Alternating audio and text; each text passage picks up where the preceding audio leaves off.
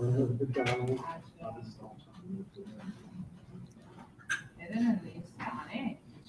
start by talking. It's only a good start.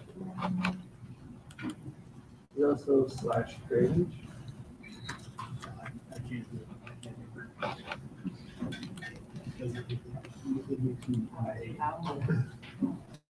No bad or bad. And it hurts.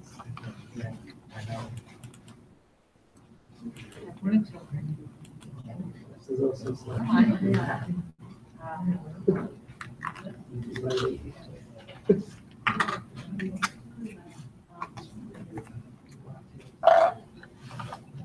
Wow.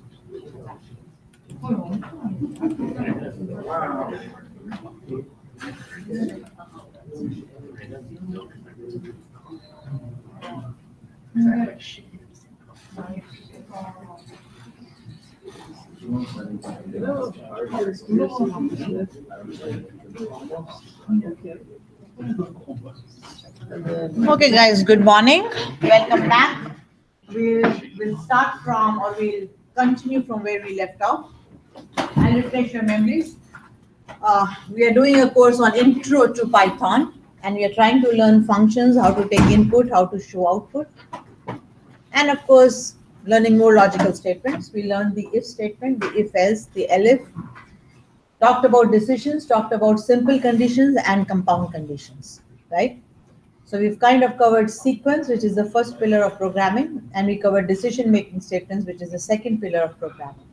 Now we are working on the third pillar for programming, which is called iterative statements. So we started working on the while, and I gave you a few examples with while. I like to complete while today before I start for, okay? So I'll do a few more things in while. One, I would like to show you how to write nested whiles, how to write compound conditions in while, which will not be very different from an if, and also the break and the continue statement, which are a big no-no, but you should know about them, right? So the break and the continue statement, as the name suggests, break, stop, right? And continue, go ahead, are kind of go-to statements that take the attention of the programmer, whoever is writing it or whoever is reading it, to somewhere else. And it has been proved years ago, maybe more than 2 decades, maybe around 3 decades. It's a topic that I had taken up in my PhD of how to write efficient programs. And go-to less programs are more efficient than programs that have go-to statements in them, because they take the control, the flow of the control goes like here, right? It's not in sequence. So there are better ways of doing it. So why use go-to statements?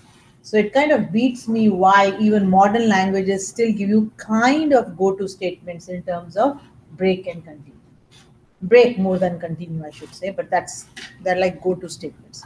So I'll introduce them to you. I'll show them with an example, but you must understand that they are not recommended in good programming. You don't have to believe me. You can go and research on the internet. And of course, there will be two kind of, groups which will say, oh, there's nothing wrong in break and continue. It makes life easy. And there's the other one which is kind of talking about, oh, that's like go-to programming, and go-to is so difficult. It's kind of confusing if I tell you, okay, go to room this, and then after that go to room there, and then come back to this room, and then go to the library, and then go to the, it's just confusing. And that confusion is not only understanding it, that confusion is also, it also reduces the efficiency of the program. Because remember, what is program execution? Statements are being executed. There is a go-to statement. The program has to stop. Everything has to be saved. Goes to some other code to execute. Once it goes there, it's not like a function call that it returns. It's not like that. A method call or a function call returns to from where it was called. And there, God knows from there where it will go. So it has kind of gone away from its normal sequence and gone away just for no reason at all. Something you can avoid. So you can avoid continue and break statements. They can be avoided. So I'll give you both versions. You can see, oh, this is much easier than this. So they are available. Many programmers use it. Many programmers have no problems with it. Personally, I think these statements should not be used in programming, right? And again, it's not me personally. You can again go and read about it and talk and read about break, continue, pros, cons, and what's wrong with them or why they shouldn't be used. Okay. Okay, so this is the program that I've picked up from Blackboard, and it is the program we were working on last week. So we had done a few things in while. We had talked about simple conditions. We had talked about creating a loop to show the times table of any number, and I had also shown you how you can use the while loop to enforce the user to give you the right input, right? So instead of just saying if times is less than 0, oh, there is no times table, and that's it, there's nothing else to do. You may ask again, but that's it. What else can you do? But that doesn't mean user is given a second chance, so the user will give you the right input. So what we do is, it could be irritating for some, but this application says, till you give me the right input for the times variable, I won't move forward. So if you want the times table of a number, how many terms do you want? You have to tell me. And that number of terms has to be positive. So if you want 5 terms, 10 terms, 15 terms, you have to tell me. You can't say I want minus 10 terms. Doesn't make sense. But the number itself could be negative. We let that go. But again, depending upon application, you can say, oh, this calculator will only give me the times table for positive numbers. Then you will change it. But I was allowing you to take a negative number as your base, and then the terms has to be positive. So we kind of enforce that rule by using a while statement. We said while the terms is less than 0. So I read the terms here. I read it once. And then I said, while this condition is true, keep on doing it. So again, please keep in mind, while the condition is true,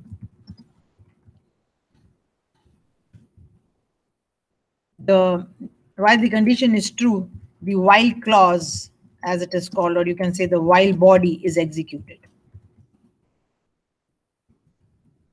That's the rule. Don't forget that, right? That's the rule. So while the condition is true, the while body is executed. Once it is false, it exists, right? So if you can remember that rule, which is not so tough, then you're okay to write your condition.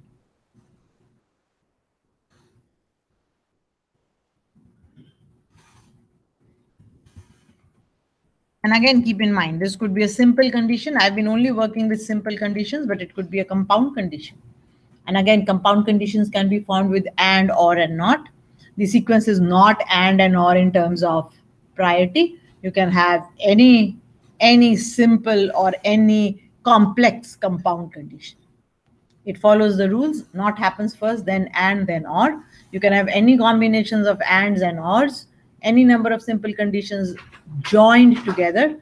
But if you need to change the priority of how you want it to work, then you can always parenthesize it. So you want to do or before and, put it in parentheses. You want to do something before something else, put it in parentheses, right? So if you want to go and change the general rule of not and or, you can do it using parentheses, as you can do it in your BEDMAS.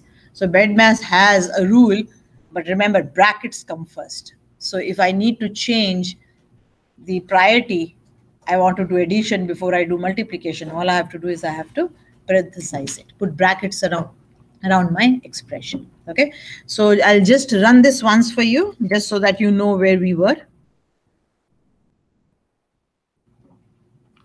So, which is not very neat and clean as to telling you where we were, but at the end, we were doing the times table. So the rest were kind of printing out values using while loop. So it says provide the number for the times table.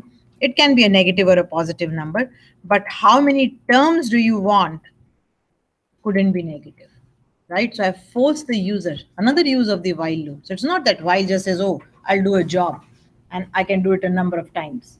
That is, but how do you use it, where do you use it is up to you, right? So think, oh, do I need to use a while loop here, or do I need to use an if statement here? As general confusion for users, especially when they're doing introductory courses. You say if does the same thing, if it is checking, if terms is less than 0. But keep in mind the difference of how they work. If does check a condition, but just checks it once and the job is done, right? Whereas while checks the condition, but its job is repetitive.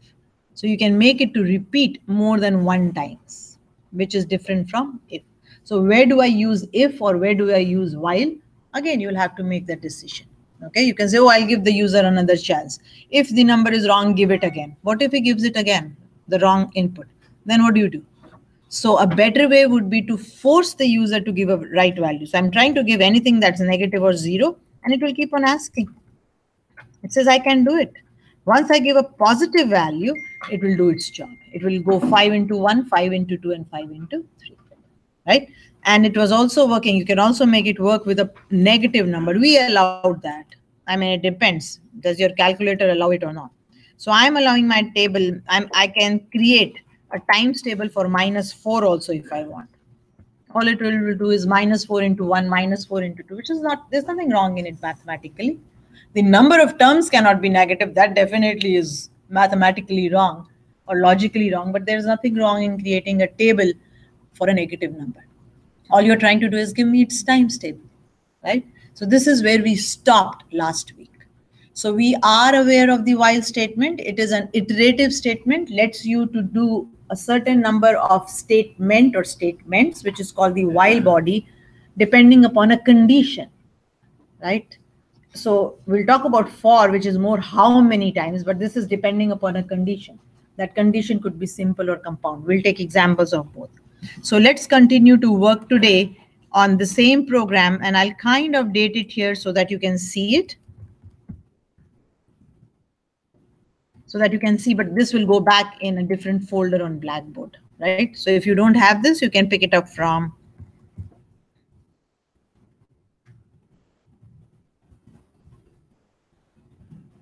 So the aim today is to learn about the break statement, the continue statement, compounds, just a simple example of a compound condition and a nested loop. Okay. Okay, so let's look what these not so good, the continue statements and the break statements are. So let's start with the continue statement, or whatever, really doesn't matter.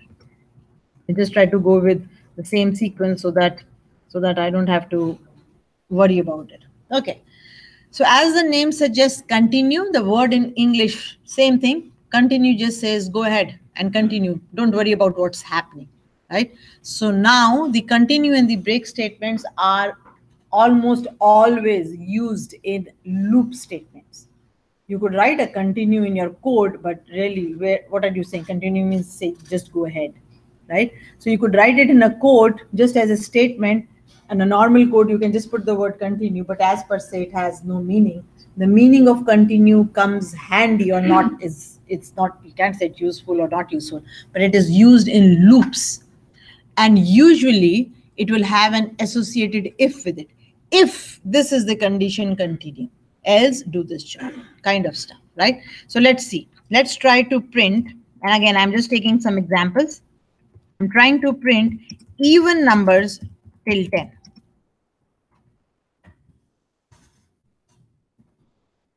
Right? Everybody knows what an even number is. A number divisible by 2 is even. So how do you find out if there is a number is even? Use your modulus operator. If you take the modulus operator and do it by 2, the remainder should be 0. So that tells you that it is an even number. So I'm going to show you one easy way of doing it. Like normally, like I wouldn't even think of doing it any other way. But then I'm going to make it complicated using the continuous statement. And some students do it, which is fine, but you will see the difference yourself. So if I want to print all numbers till 10, all even numbers till 10, this is how I'll start. I'll take a number variable. I'll assign it a value of 1, right? You could start with 2 because you know that 2 is the first even number. So let's print positive even numbers. Right? Negative numbers can also be negative. -2 is a negative. So I'm just doing positive. Now, if I had to do, so I could start with 2, nothing is wrong, but I'm just going normal, like without even going into making it more efficient. Now, while this value of while this value of number is less than or equal to 10, I need to do something. Now, I am pointing this out that I'm using hard-coded data in my programs. Like I took 10. A better way would be to make your program interactive. You could ask how many even numbers you want, or you could ask what is the lowest even number and what is the highest even number you want. You could say, okay, till where do you want me to find the even numbers? And keep in mind, interactive programs are a must. A program that only does a job once is not so useful. So if a program is adding 3 plus 3 and 4, useless. It's like a calculator. You buy a calculator and all that calculator does is adds 3 and 4. How useful is that calculator? It's useless, right? So therefore your program should be interactive. Ask the user, do the job. Ask the user, do the job. So we've learned how to make it interactive, but we haven't yet learned how to make it go till the user says, okay, I'm done, I'm tired, off. So you use a calculator, you go off and the calculator closes. We'll do that today because now we know there is a while that exists. Okay, so while the number is equal to 10, I only want to print it out if the modulus of that number by 2 is equal to a 0. Oops, that's only when I want to print it out. Make sense? That's an even number. So I've said print positive even numbers till 10. That's an even number. If it is divisible by 2,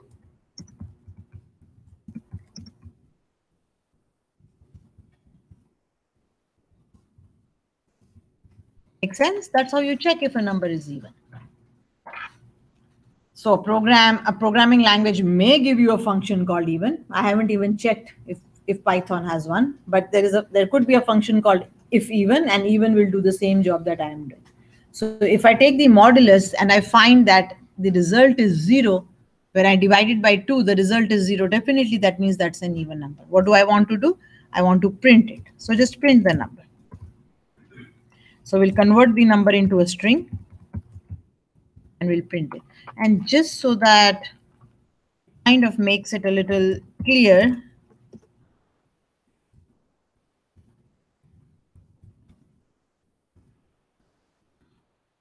I'm going to say without continue. So I'm trying to show you that I'm not using the continue statement.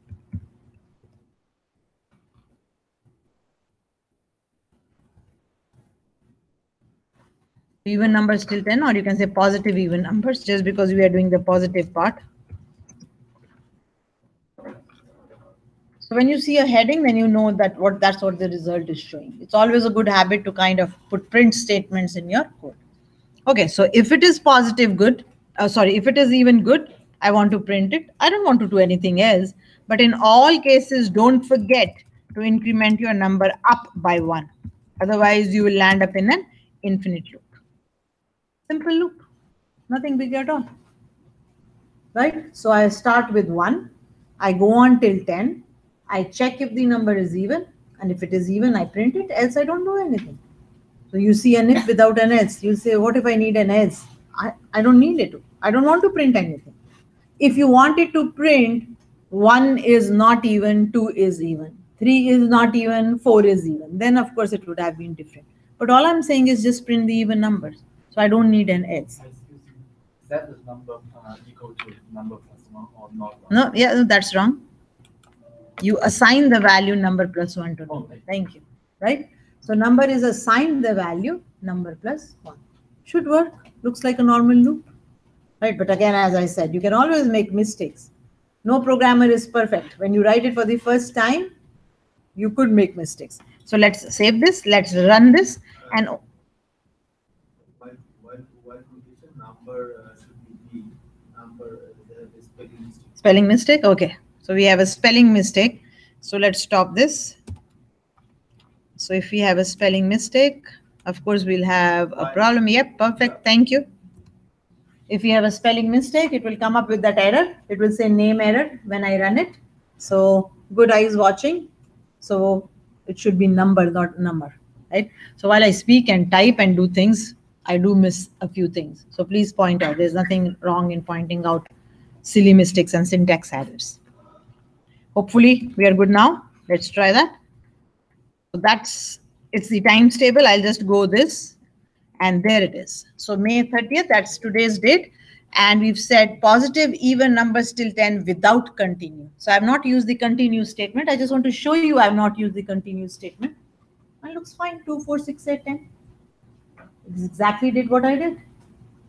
If I wanted the odd numbers, I would have said not equal to 0, and that would have printed the odd numbers. If I wanted to print both, 1 is even, 1 is odd, 2 is even, 3 is odd, then I could just have an if else and I could print the whole message, right? But the logic is correct. There is nothing wrong in logic. Now let me tell you how some students, and there's nothing wrong, or how some programmers, why should I say students, how some programmers will approach it from a different way, which I think is not required at all. I'm going to do the same thing. I'm going to print the positive numbers till 10, but this time I'm going to use the continue statement. As indentation is very important in Python. Your program won't run if you have indentation problems. So while I'm marking your assignment 1, I've marked a few, I think 20 or so, kind of, I think. I should be done. I'm promising by weekend you'll get your assignment 1 back, right? I mean, it depends on how much time I have. If you don't indent it, you will have syntax errors. If you have syntax errors, you won't have output. If you don't have output, I don't give you marks. Like, I don't see anything. So what am I giving you marks for? I don't see any result, right? So maybe you will get some marks for your commenting, but that's it. So it should actually be a 0, but I'm still trying to see, oh, did you know how to take input? So I'll give you some marks for input at least. But please understand, if a program doesn't run and I have syntax errors, I don't see any answer, then I'm not giving you marks. Like, I'm not going to go in and find out what's wrong and then check. Like, that's not my job, right? You have to do that job. But of course, I'll give you my feedback. You should know what is wrong. And then if you still don't understand, come and see me. It's no big deal. It's your intro course. You're expected to make mistakes and you're expected not to understand. But the onus is on you. If you need extra time, if you need extra tutoring is available. I'm sure you can talk to Ian and he'll get you hooked with somebody.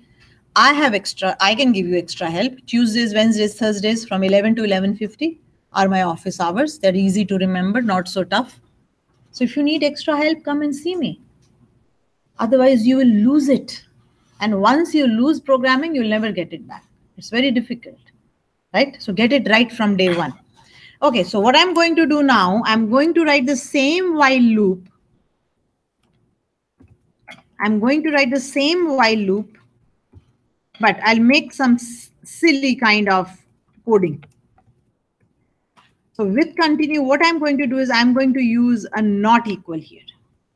So I'm saying you are not an even number.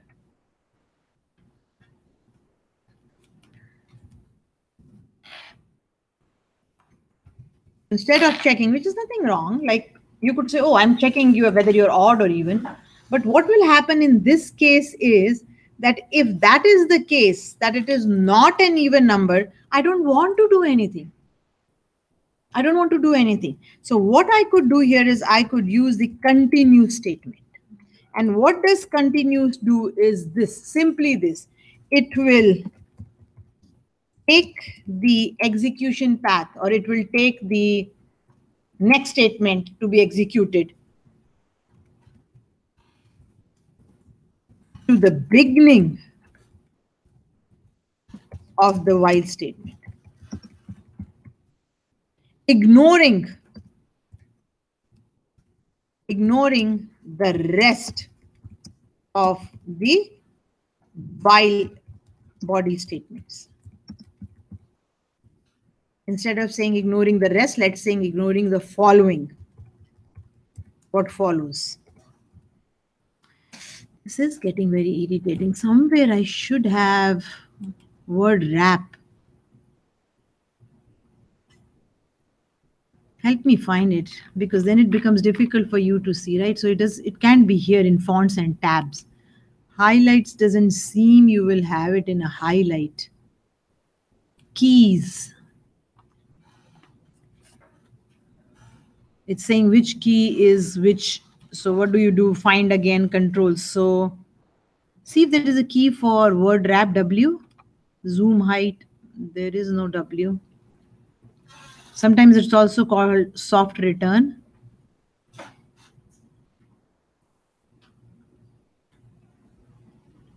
I don't see it. General, at startup, open the shell window, initial size, parent match, time match, bell on mismatch, at run, prompt to save. I don't know. Extensions. I don't even know what this MMZZ dummy is.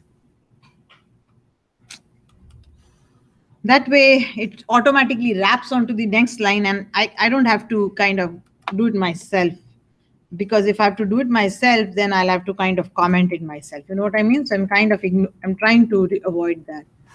So word wrap should be available, which is so silly, but I can't see it anywhere. Do you think somewhere in format? I'm looking in blogs, Uh-huh. and I see people asking for word wrap, But- and then people telling them that that's not good practice in the edit. In idle? In idle, yeah. Like, it's kind of tough when you write a comment and I'm typing it in and you can't read it. Like, it keeps going on. Yeah, I don't know. I guess maybe the worry is that, I don't know. Because if it's a comment, it should know it's a comment and wrap it automatically. Automatically, right? And then it's a comment and the line goes red. So I know it does become a little confusing, but at least I want my students to read it while I type it. You know what I mean? Like, so you should be able to read it, because, like, what's the sense? Anyway, let's see. But I didn't find it in, and as Ian says, he can't find it any blog. Googling, couldn't find it. Okay, so now see what happens. So what have I done? I've kind of changed my condition, and there's nothing wrong in changing the condition. So I am saying if my number is not even, how do I check it? Not equal to 0. Continue. So what will it do? It will ignore the print statement and the number plus 1 statement. Okay, so the printing ignoring is fine. It doesn't print it. But incrementing of number is important. I have to increment it either way, whether it is odd or whether it is even. It really doesn't matter. I have to increment it. So I have a double job now. I have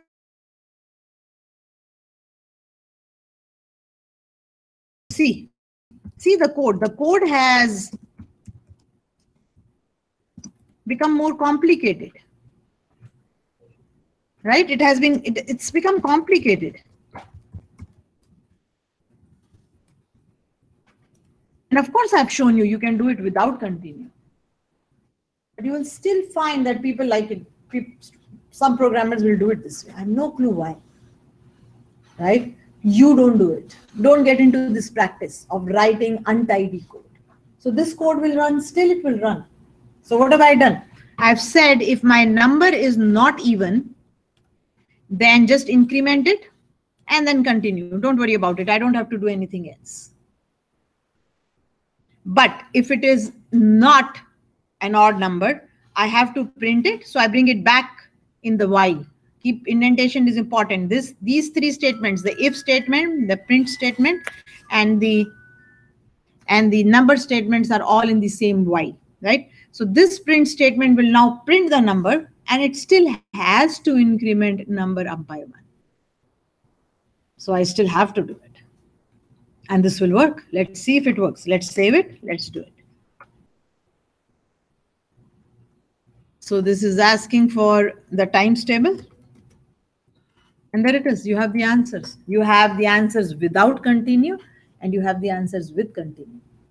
But logically, I hope all of you can see that the continue statement is making it more complicated and confusing. Like you're saying, oh, continue. Okay, go back to the while. Ignore the rest. So now it is confusing from human point of view, and it has been proved that this is like a go-to statement. If you kind of think of it, it's trying to tell it, oh, if the number is not odd, go back to the while. So it's kind of, instead of going in sequence, which is usually the first pillar of programming, programmers are written in sequence and executed in sequence, it has to go back someday. Now you'll say, but while automatically goes back, while is a loop. But you don't have to worry about it. You don't write it. The while loop has been created to be iterative on its own. But when you start using statements, it becomes confusing, right? So I would avoid it if I were you. The rest is up to you. It's not an efficient code.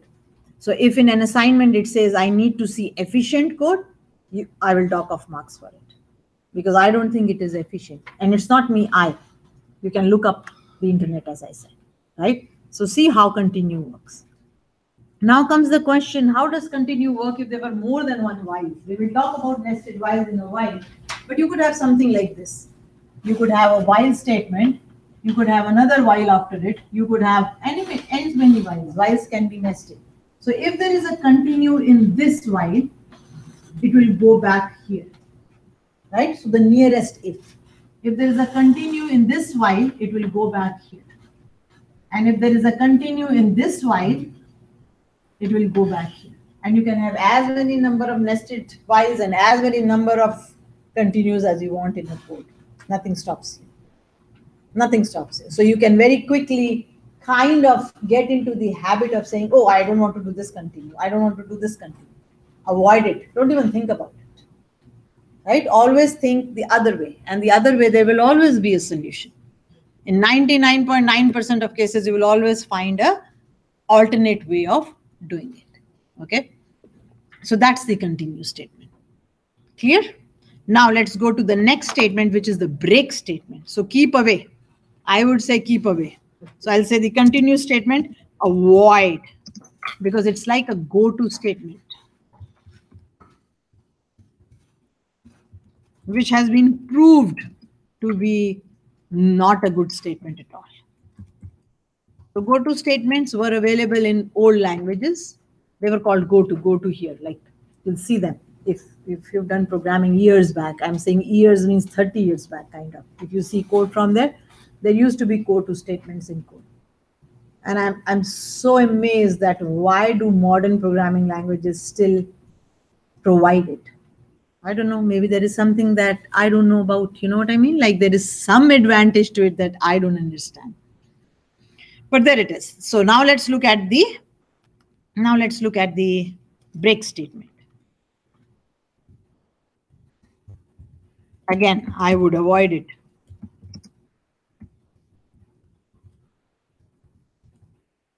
Okay, so let's take an example. So now the example that I have picked up for break is, let's see, what did I do?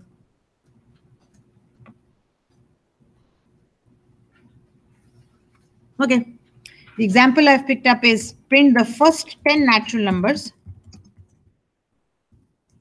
Again, I'm being very hard-coded. I'm kind of doing it 10 natural numbers working with 10. But again, the emphasis here is to make you aware of statements, not making it necessarily interactive, right? So keep in mind, every time I teach something, you don't say, oh, forget the previous.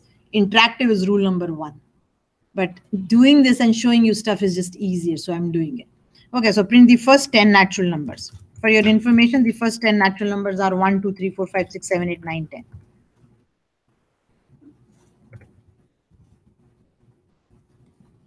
So again, I'll write it without using break, and then I'll write it with using break. And again, it's very intuitive. You've done this before. So natural numbers till 10, and we'll say without break.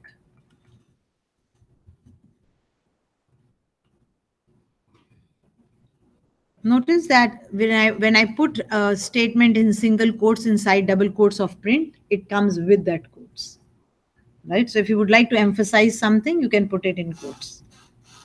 It allows you, but of course, don't use double quotes inside because then it gets confused. If I use double inside, then I'm gone, like I've closed it.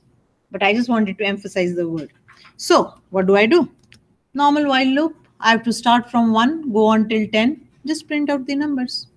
No big deal, right? So let's print the first 10 natural numbers.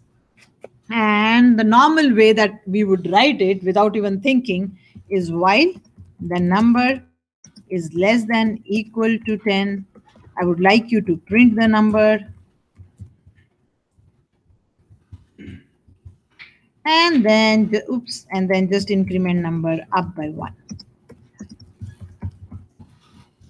Simple, no big deal at all. And that's how you should think about it. That's all was asked, right? Print the numbers, start with 1, go on, keep adding 1 to it, Keep printing. When the condition becomes false, which it will eventually, because you're incrementing number, it will be out. Should work. There's nothing new in it at all. Let's try it. Unless again I've made some spelling mistakes. Oops, my mistake. When I do an enter too soon, that's what happens. Okay, so 2 times table. This is irritating. 2 times table twice. There it is. Natural number still 10 without break. Works fine. There was nothing big in it at all. All of you know how to do it, right? Any questions on that? Anything in while or something that I've written that's not clear? Are we okay? Okay, now let's try to write it with while, with a break statement. So I'm going to do it again.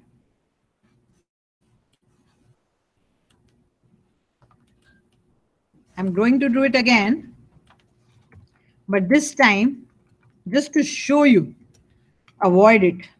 Just to show you that please avoid it. Okay, so I need a while loop. There is no doubt about it. I need a while loop. But I'll write a while loop that will not use the condition on the number, which I could have. So easy, right? If I had made the right condition, I was fine. But now I am saying while true. Okay, what do I want to do while true? If my number is greater than 10, I break. Right? Silly, but I mean, there's nothing wrong in it. It's not wrong. But I'm saying if the number is greater than 10, break. What does that break do? For your information, exits the loop immediately. And where does it go? It kind of goes to the next statement after the while. So again, keep in mind, if I had nested and there was a continue here, it will break this loop, but it will come into the while, the nested while, the second one.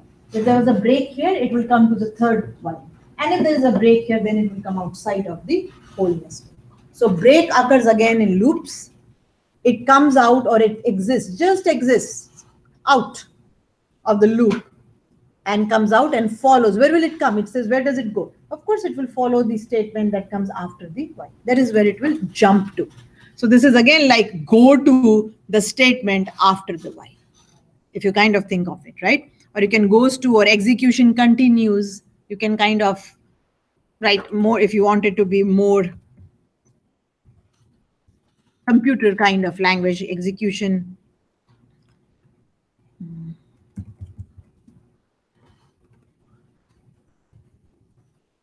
That's where the execution starts.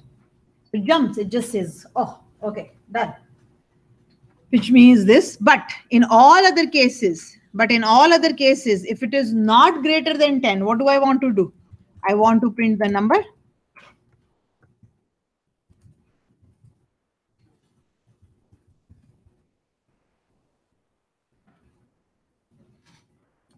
I want to print the number, and don't forget to increment your number up by 1.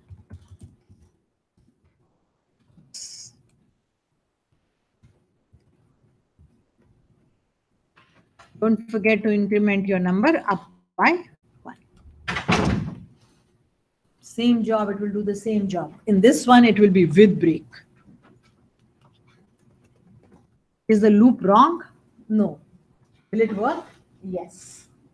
But it is more complicated itself by the way of looking at it. And it has a go-to statement. But again, I've seen people doing it. So again, as I said, there will always be pros and cons, right? So you weigh them. Do you want to make your program more readable and more efficient, or does it matter? It's up to you. And I've seen it commonly being used. Like, it's not as if people hate it, but again, read about it if you want to. If you want to make your own opinion, which you should, read about it, right? Okay, so this should work too. I should still have the first 10 natural numbers. Why? Number starts with 1. While true, the loop is entered. Is the number greater than 10? Nope. It will, so nothing happens.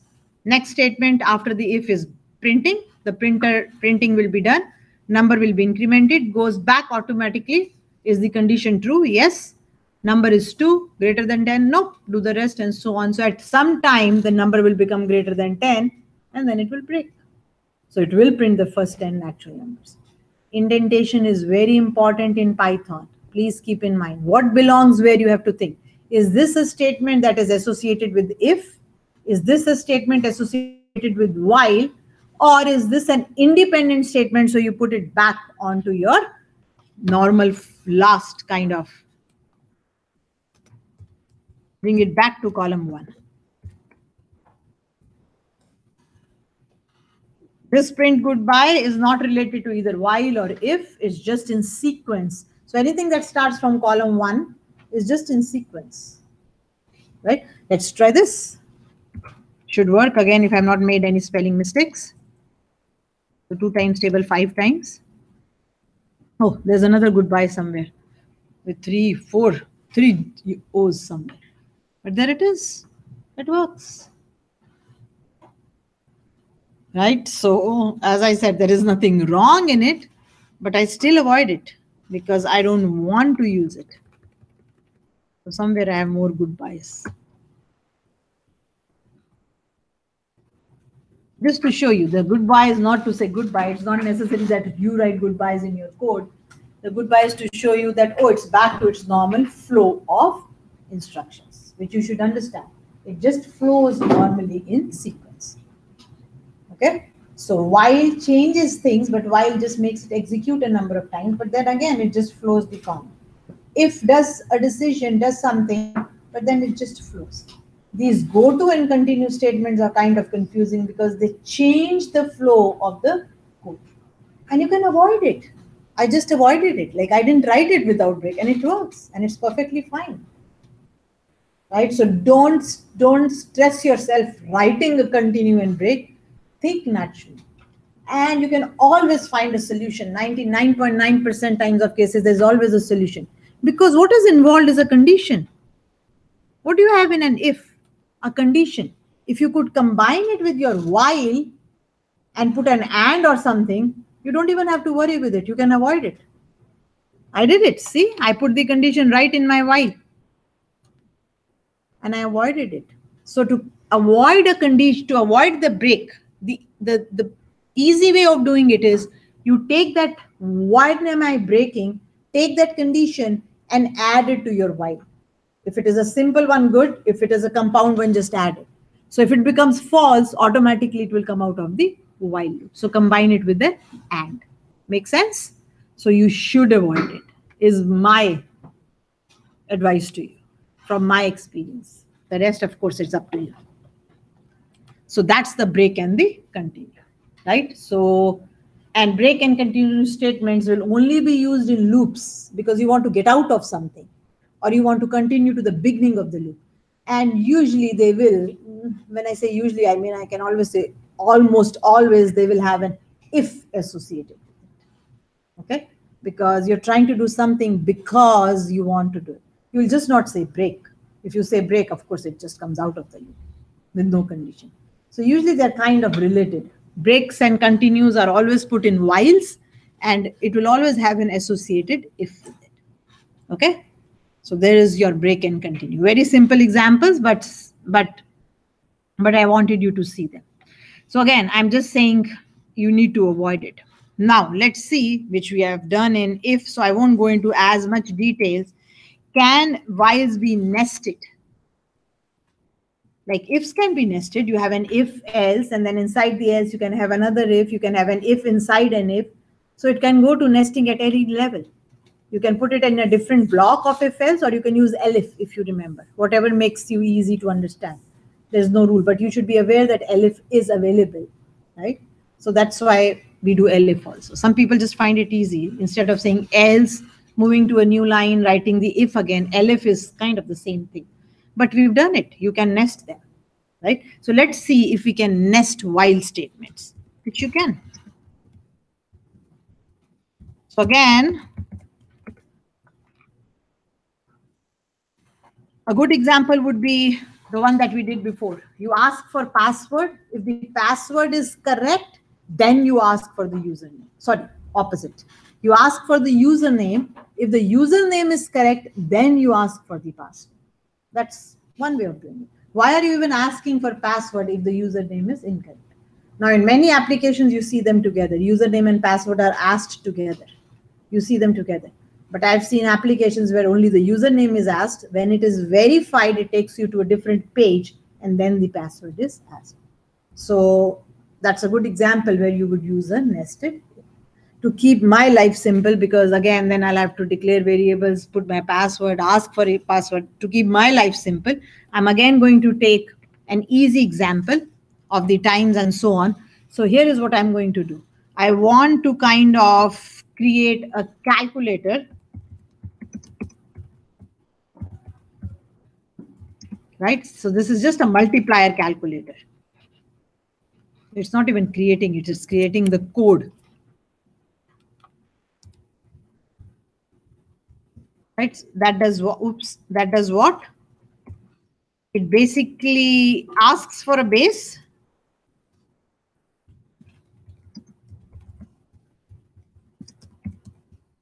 So basically, which number do you want to work with? That's, I'm calling the base. And then it asks for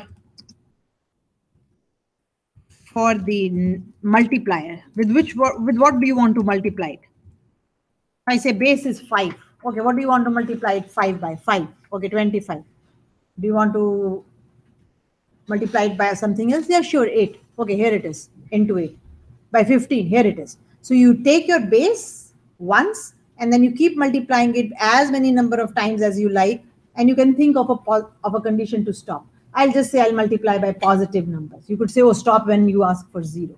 You can think of whatever. I'm just working with positive numbers. But again, the condition is not like, oh, what do I do? The condition will depend upon what application you're writing, right? So I'm assuming that my base is also positive and my number to be multiplied is also positive, just to keep it simple. Okay, so my first job will be to ask for the base. So let's make it a little, of course, interactive. Otherwise, this one will not work without interactiveness.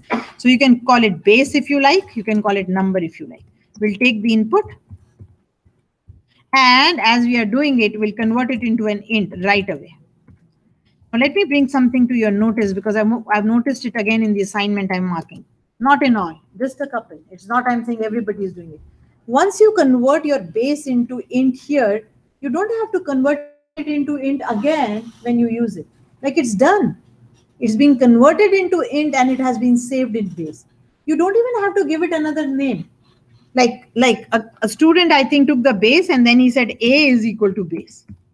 Why in your head you're thinking that the two numbers are A and B? You have to call them A and B. One, the name A is awful. But you don't have to do it. You have a value, just use it. And then once you have an int value, you don't have to convert it into int again when you're doing math with it. It's already an int. You may have to convert it into a string when you're printing it, but not into an int when you're using it. It's already an int. Don't duplicate or replicate the jobs. It's not good programming. So you're saying, oh, it's an int, I again converted it into an int. What's wrong with it?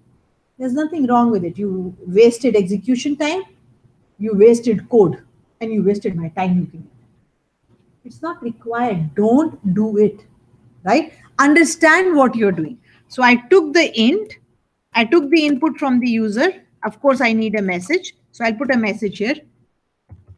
Please input the base number .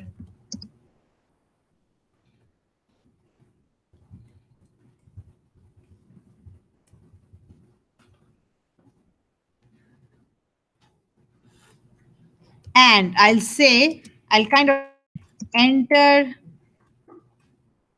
negative, enter 0, or negative number to stop. Or you may just say, oh, I'll only do 0. I'll work with negative and positive. You can do that too. Nothing, like, it's just then instead of saying, I just have to change my condition.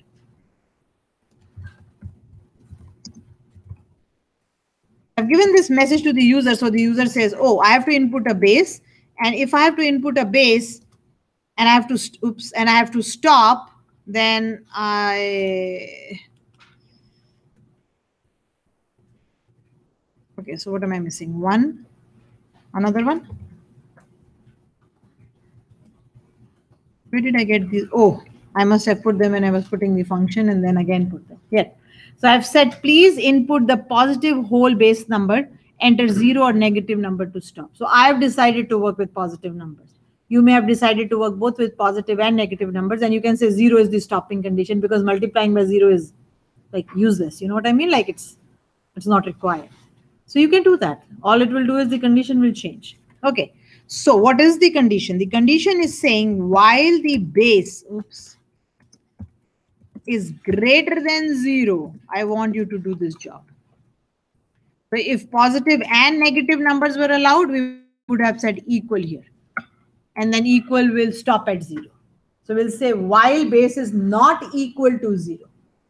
So it will take positive and negative numbers, right? I'm just doing greater than 0. That means negative numbers are not allowed. Just for the heck of it. Okay. So you take a base from the user.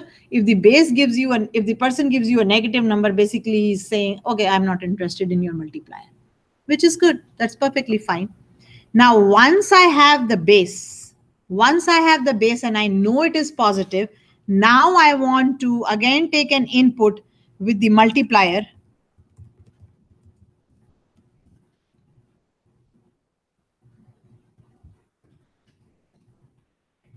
Now, it's not necessary that your multiplier be a, oops, it's not necessary that your multiplier be a integer. You could have taken float. Nothing stops you from taking your multiplier to be float. You can take it. I mean, both numbers could have been float. I could say 4.2 into 5.2. You know what I mean? I could do that. There's nothing wrong in it at all. I'm just sticking to ints because it makes my life easier. And just to point it out, if I'm using integer and in my message I say please input a whole number, but you are working with an assignment and it is asking for any kind of number, please give me the right message. Your message says please input a whole number, but I can work with real numbers. So your message is wrong. You will lose marks because messages have marks. If your prompts are incorrect, that means I'm confused. You know what I mean? You're saying please input a whole number. Similarly, in comments, you're saying take two integers from the user, whereas you're using the float function. That's not integers from the user. So you can copy and paste, which you will do, I know, but then at least do the right thing, right? So even in copying, you need brains to make the copy correct. So do that. I'm seeing it so commonly. And you know what? My rubric will just take off marks.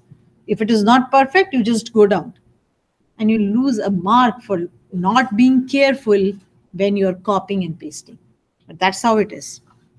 Okay, so this says int input, please input the positive whole multiplier. And again, I'm saying enter 0 or negative number to stop.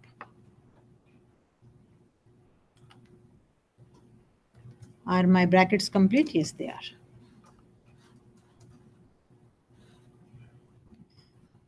I can reduce the size a little and it will look better, but the only problem is then you can see it. Okay, so I've asked the multiplier. So I've said if your base is correct, then I'm going to ask the multiplier. So if your username is correct, and then I'm going to ask you your password.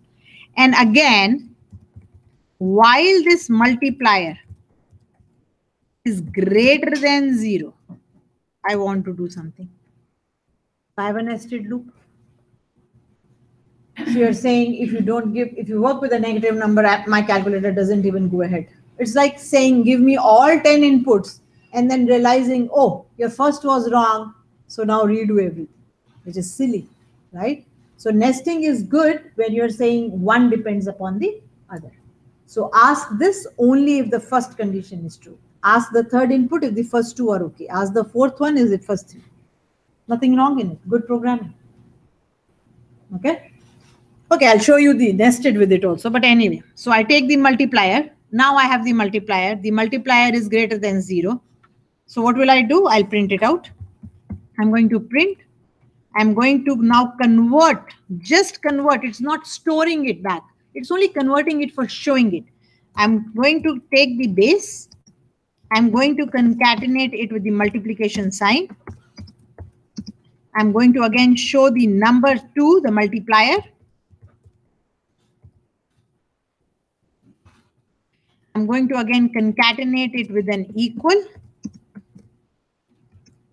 And I'm going to show the answer, which again has to be shown as a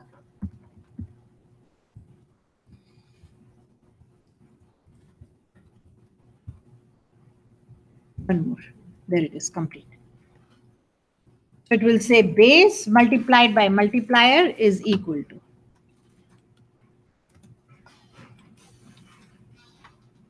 Right, it will do it. And that's what it is. But this will go on. So it has to go on. So you have to, once the user has kind of done one, you don't want to have another that's like not a calculator that only does a job. You'll say, do you want to multiply again? You can say multiply again. Please input the next positive whole number. So here I just use the word next because we are talking about the next one now. So the messages are just clear, right? So the first one was just asked, then the next and the next. So you know, oh, it's asking me the next multiplier with the same base. And this loop will continue till you enter a 0 or a negative number. What about the base? Once you have done with the base, you're tired of the same base, then your job is, let's work with a new base now. Oops, that's not what I wanted.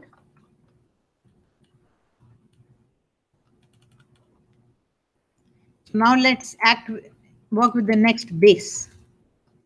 So I'm going to ask the base now.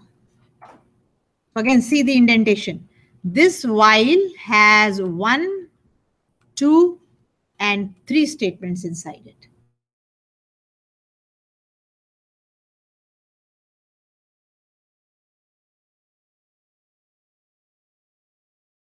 Giving you the answer.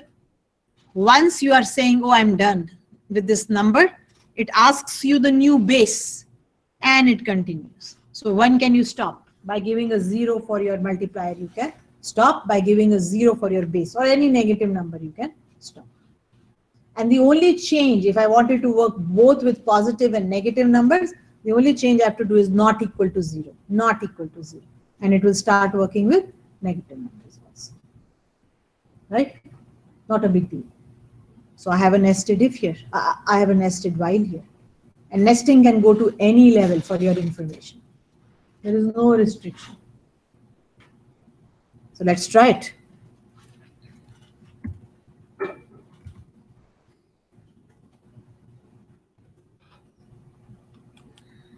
Okay, so the times table is done. Let's go to the last one. Okay, so please input the positive whole base number, enter 0 or negative number to exit. So I'll go with 2. Oops, colons are missing. Anyway, so it says, okay, with what do you want to multiply to? By 5? Oh, multiplier is not defined. Spelling is wrong somewhere. Multiplier. Oh, it's the down? So we do? Yeah. More? The second one up? You're taking multiplier. Yeah, it's under the print statement. Oh, there. Multiplier. Yeah, there. And then There's another one. There's another one. The top, the first one. Multiplier. No, the one under that. Oh, multiplier. Thank you. Oh God, And then copy. there's one down from that. One more? Yeah. Right there. Yeah, because I copied and pasted. Yeah. And then your other multiplier base times. That's okay now. Okay, yeah. Yeah, I did that.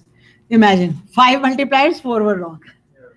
Always a good idea to copy paste when you're using it or take some help. Like, again, I don't know. IDLE is not giving me help. Most integrated development environments, you start typing, it will give you a list and you just choose. So you don't make that mistake, right? I can find IntelliSense here. I cannot. Print statement at the very bottom. There's another something wrong? Yeah, the very last line. Very last Where line. it says goodbye. Oh, I think you can see it. There should be a, no, there is not. Oh God, function home. Function home on this line. Yeah, the P is missing, you're right. It happens. The P is missing. Okay, hopefully we are good now, right? Let's try it again.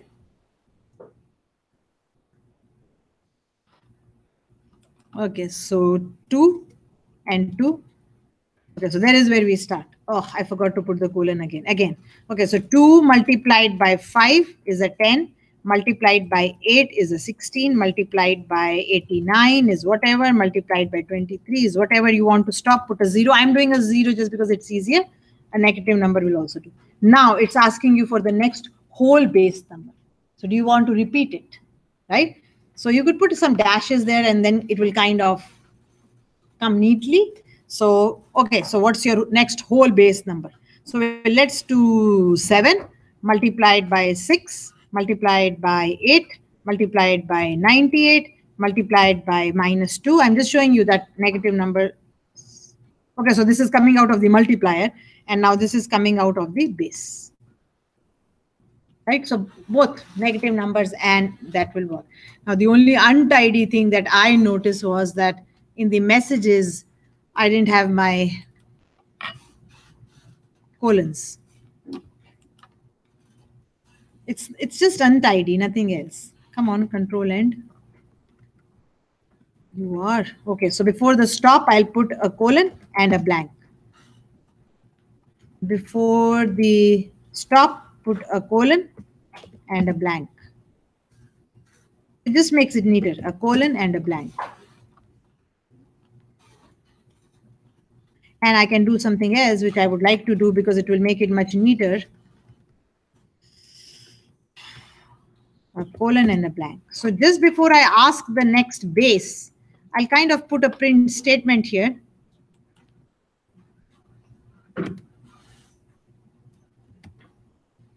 Before, oops, yeah, so I'm at the right place. So before I ask for the next base, just to make it a little neater, I'll put a print here.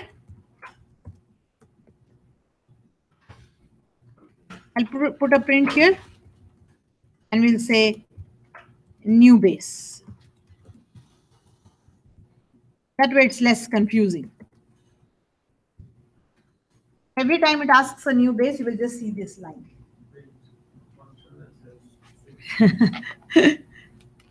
There, print function should have a D. There. So it will just become neater. So every time before a base is asked, it will print this line. And again, the aim is to have good input prompt messages and neat and clean output messages. I'm repeating it. It's very important. It's like an interface. You see something, and what you see makes the first impression, right? It does. It's known. Normal human beings, you see something for the first time, you have a first impression, and first impressions are important. You always say, right? You always say first impressions are important. Though, of course, how it works is very important, but the first impression of your input and output is important. And see, it will become pretty. It will become much prettier in the sense of how it was looking. Because I myself was confused. Oh, why is it asking for two numbers? Okay, so it's asking for the first base. It's asking for the multiplier, asking for the multiplier, asking for the multiplier. See, new base number. Makes it easy. Tells me, oh, I've started a new multiplication. So now we'll do the 6, and then the 4, then the 5, then the 9, then the 0 come out. You can stop at the first go itself. You don't have to enter it, and it will stop. So you don't have to give a base number. The first time it asks you, you could have given a negative number and it would have stopped. You are controlling your program, right? So you are the programmer. I don't know why it's happening. You have to know why it is happening because you are coding. Okay. Now let's do the same thing, and then I'll give you a break. I'll do the same thing, though it's not a very good example. I'm going to do the same thing now using a compound condition.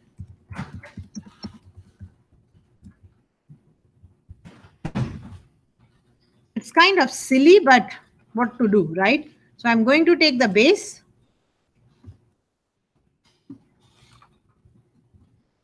And I also have to take the multiplier both together because I'm writing a compound condition.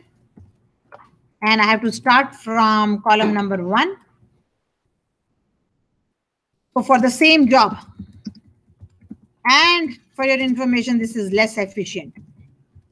But again, why is it less efficient? Because it takes or asks for more input than required.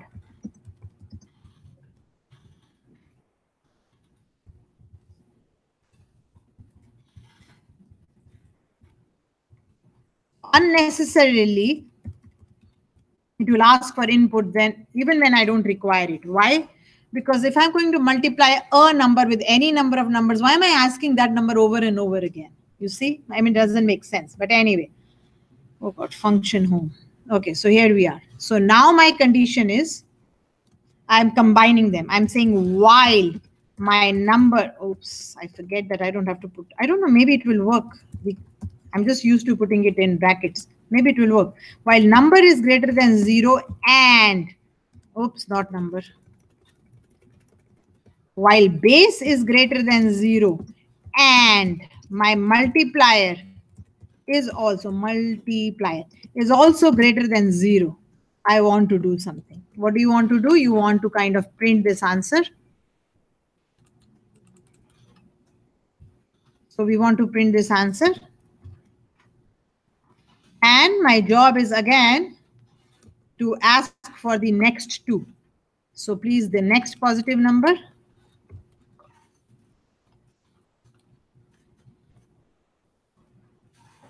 This is because it's gone on a different line. And it's gone on a different line. Let's take it back.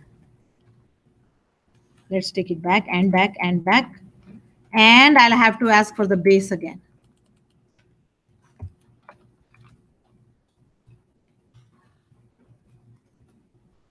Unnecessarily. The base remains the same. I still have to ask the base. So now I can't even say next. I'll have to say give the base again. Or even next will do, but I mean, I just have to enter it again. Even if I was working with 5, I still have to enter it again. So it's not efficient. So why would you use a compound condition when a nested while is a better option and a better way of working? But this will work. There's nothing wrong in it. It will work perfectly fine. See, asks for the base, asks for the multiplier.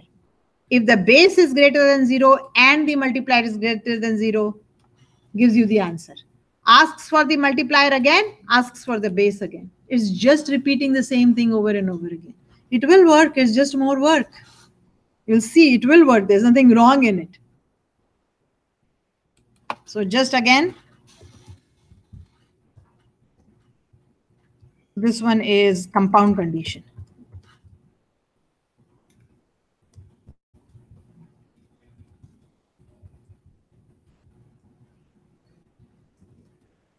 And the first one was basically nested loops. Just so that you, I mean, you don't have to, but whenever it's a good idea to, when I'm teaching, I'm just trying to show you what I'm doing, okay? You don't have to do it in your assignments.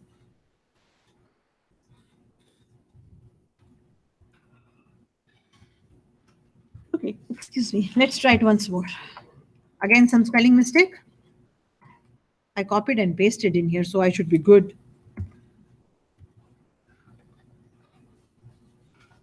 Okay, so that's the times table. Okay, so please input the base number. We know that it was working before, right? This is the one that was working before. So I'll give a 0 and a 0 and a 0. And we, oops, my bad. Too many zeros. Too many zeros.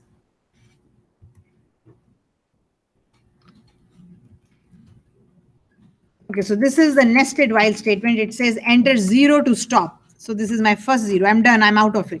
Now this is the compound condition. So it says, please input the whole base number. Let's do it with 5. It says, what's your multiplier? I'm saying multiply by 5.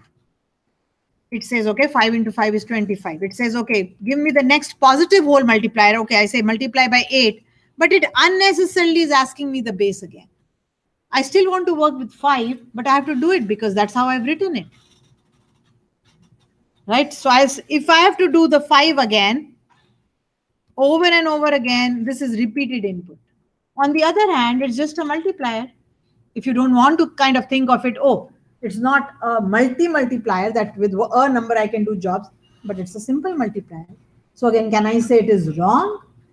No, it's not wrong. It's just a multiplier.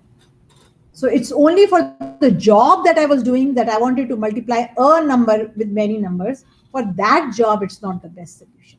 But otherwise, it's just a multiplier. So if I give a 0 here, and it's asking for a whole number, and either one should be 0 and it will stop. Either one should be negative or 0. So for this particular job, the job that I am doing, remember, my job is different. My job is to create a multiply calculator that asks for a base number and asks for the multiplier, which repeatedly needs to be multiplied by the multiplier. So that's the job that I'm doing.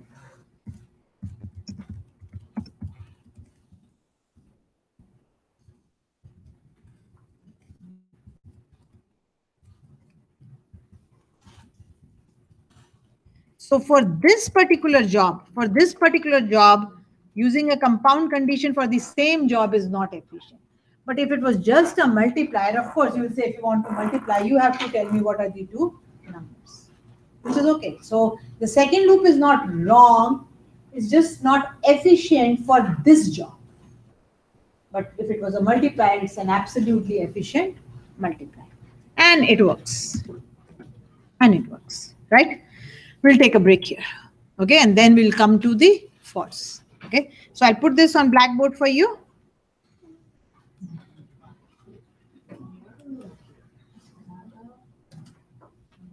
So notice how here it asks the username first, and then it asks the password. So I've seen different. They can be asked together, they can be asked differently. So under Python programming, I don't know how many of you know it, but under Python programming, under your shell, weekly learning, Wednesday programs, because you are the Wednesday sections, I'm kind of placing them by week. So today's week is week 4.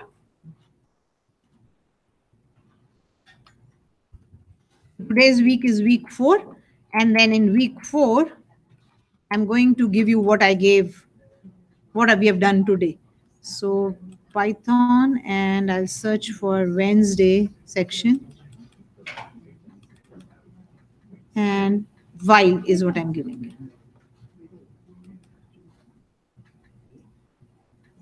So till date, what we've done is here. And last time I did give you will be completed next week. I did complete it I've completed it. Right? So we'll take a break, take a 20-minute break, come back 9:35, and then we'll start a fresh program.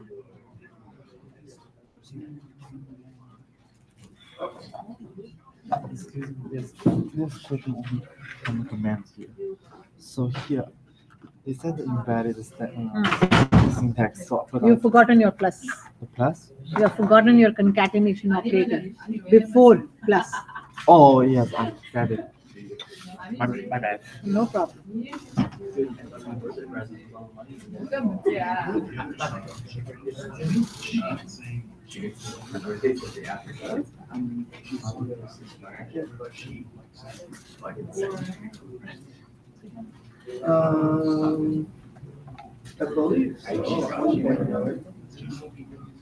I mean, There's nothing on this. because I know because you missed it, right? The new one, yeah, she'll explain it. She will explain it. Okay. It's gonna be a simple guessing game. What did they do with the base? So, what did you learn? No, so, just kidding. See, I gave you good advice. See, I gave you good advice after all. Not using break, not using continue. I'm trying to think about Yes, the problem is that if you're using, if you have to use a break or continue in code, it means you have bad logic to begin with. That's the only way you get out of it. But I'm also efficient. Some people, like I see it, There's not a time in my life that I usually see that kind of code. If somebody's a scripter, let's say a system administrator or something, they didn't have formal program. So that creates a new directive. So like Python is used by a lot of system administrators to execute code on the network, right? But they've never been taught how to write proper code. So this write whatever kind of works, whether or not it's good code or bad code.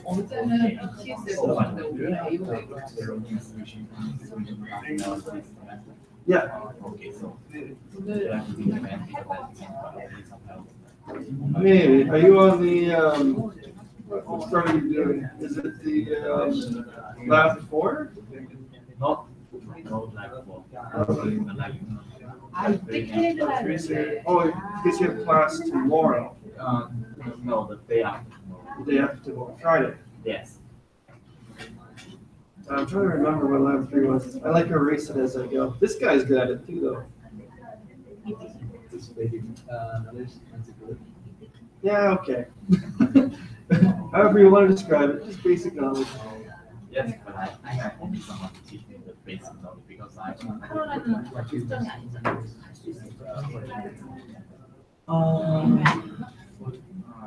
of yeah, calculate the host. Oh yeah, that's fun. That's a really I forgot. Yeah, subnetting is pretty important. You have to really understand subnetting. Yes, and this I think the old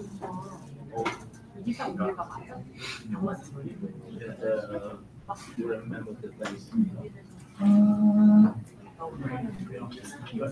Yeah, 'cause that's a significant. You should be able to do that. 캐나다 왔는데 캐나다가 다른 나라 가면 I know. I'm saying by the time you're done. Yeah. But you just basically counting bits. It's not as hard as you think it is.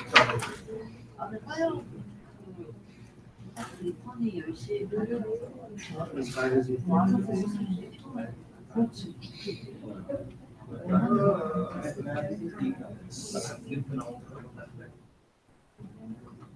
아 하고 싶다. 캐나다 가고 싶다.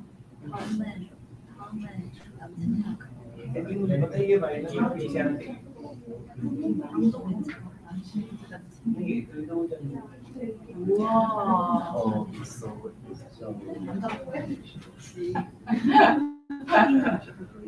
yeah, I'm trying to because the check.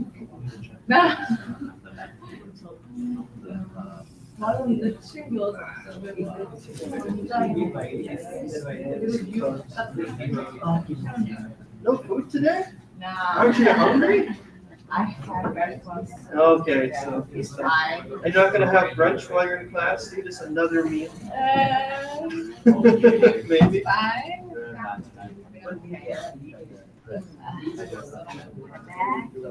학교를 가서 더 했나?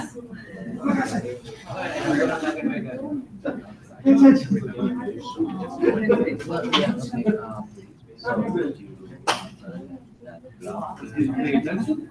So it's going to go to the rest. Why don't you understand the cost?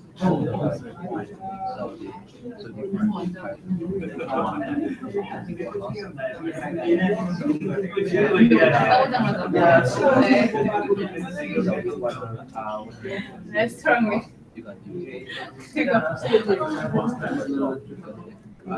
Small than one. So it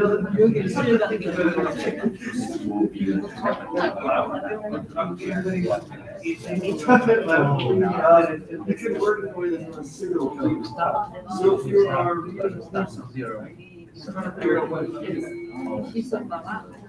you might say something along the lines of, okay, how many times do I want to do this? Okay, I want to do this 5 times. So you need something that holds how many times you want to do this. Counter equals and you might say, while counter is less than say alternative equals 0, or is less than 5, so you can do whatever you want. 우리 school에 가면서 very Let's do it. So you can counter equals 0 from the start. Like you do, you can do like counter is 신발 드디어 Yeah. So. You don't care about this forecast. So I think yeah, just forget about it. 내가 아래가 이제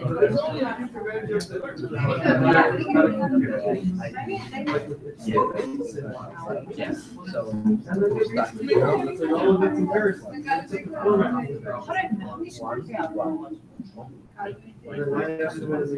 yeah, after zero is one. Oh, okay.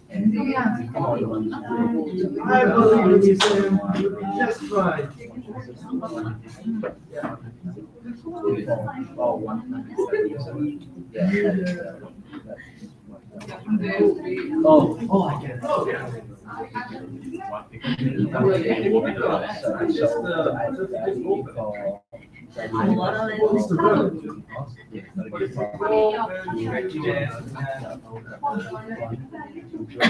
Oh my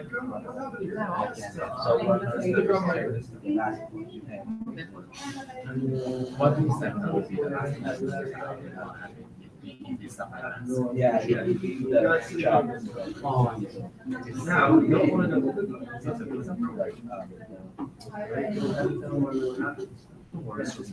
I will try to find. Now, where is your idol?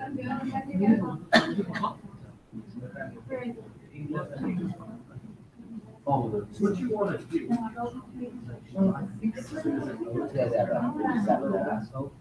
oh, okay. What will be the So you have your copy. while it's low, and then your 197.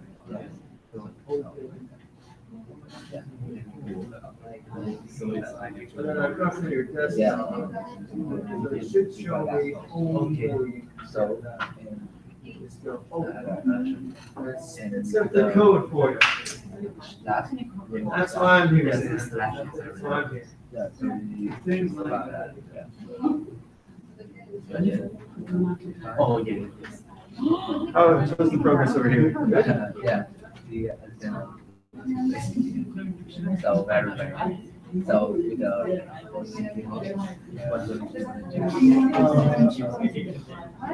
Oh, what the heck? You've got a list? That's coward's way. no, You're supposed to get a pen and pencil and go to town. I'm showing it right now. Okay, it's likely excuse. No, I'm just teasing. Yeah, you have just memorized. 맨날 하면 수업 I want to choose the yes.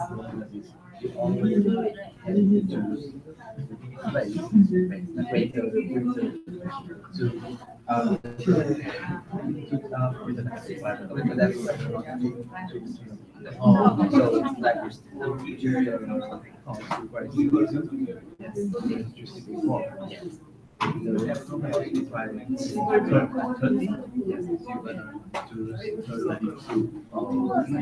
So all the equator and because there is the I yeah, but because one that is Well, how's it going over here? How's your hair? If you're on Reddit, I mean, that means you've already exhausted all of the usual subreddits. Didn't find anything interesting, so now you're reaching. We're only a few steps away from random. I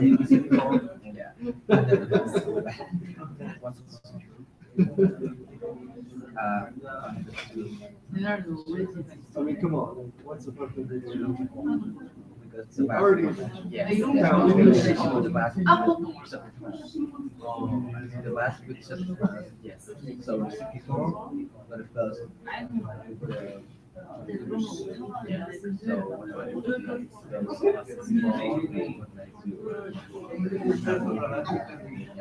며칠 가시려고 큰일 났더라고요.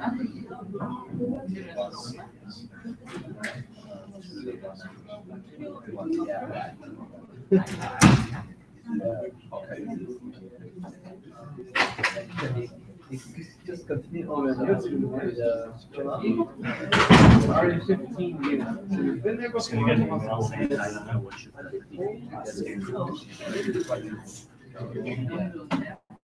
But you've already been there. And now it's turning out new. You right? I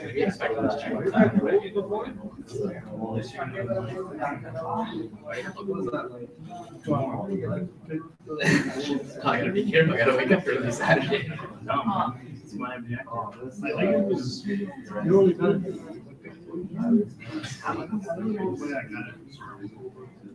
Downloading the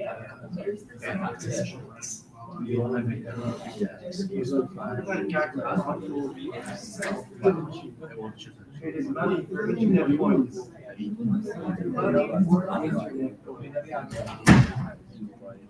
I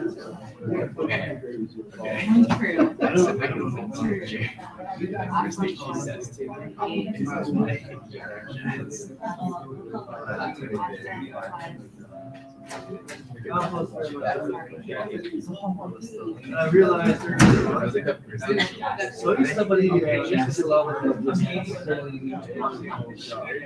and they're talking about Canada Post, USPS, and the interaction with UPS. So I made a post explaining how it worked. And I downloaded it to oblivion. It's because they didn't like what I had to say. But I'm like, no, it's the reality. Because they're saying, like, I think the premise was that Canada Post was a waste of money. Why they just outsource it here? Because UPS the same thing the last month. They do dense locations, but if you're in a rural area, it's quite often they hand it off to the post. So those companies are able to actually pick the profitable routes. And the post has like a constitutional requirement to deliver quick everywhere. There's some very unprofitable That's not what they want. They want to hear about how those companies are distributing information to the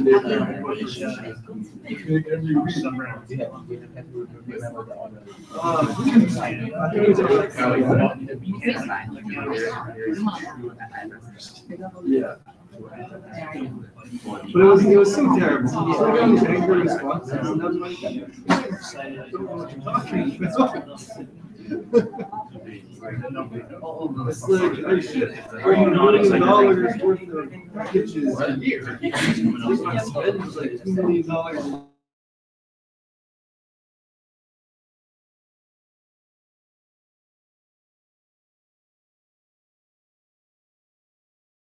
And in some locations, that doesn't include the fast days we did. So I have trips, somebody say, to nearly every location in Canada, and almost certainly every residential location, every single one, at one point.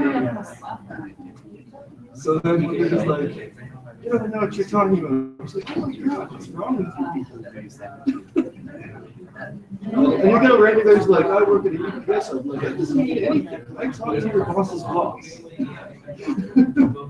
I didn't say that, but that's what I was thinking. Because maybe I just get more done. So all right. Well, you know, some guy here with packages on the conveyor belt. I do the logistical account manager. $16 an hour working on the conveyor.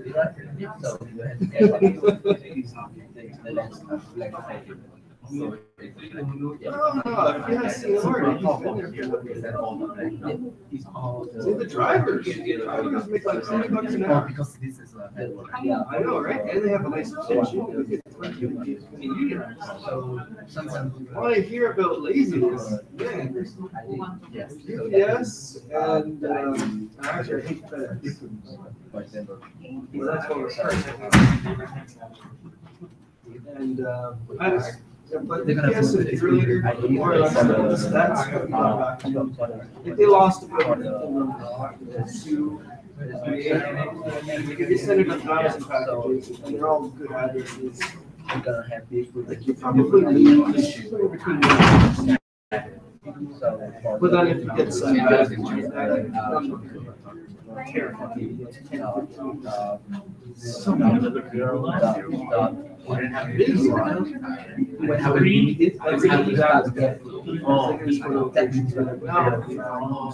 the only way I have 1,000 do that was terrible.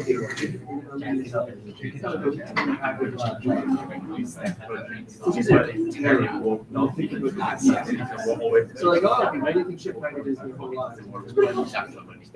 Yeah. But you ship something, it rains somewhere, you don't get water down. But here it's always. It's just the reality. Yeah. Yes, not too big too. Because Or maybe some other transports. oh, I can. But some of it was. It's cold in this room.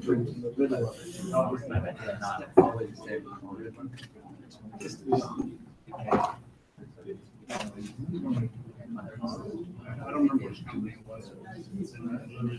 They knocked the door, I just left it, I saw that.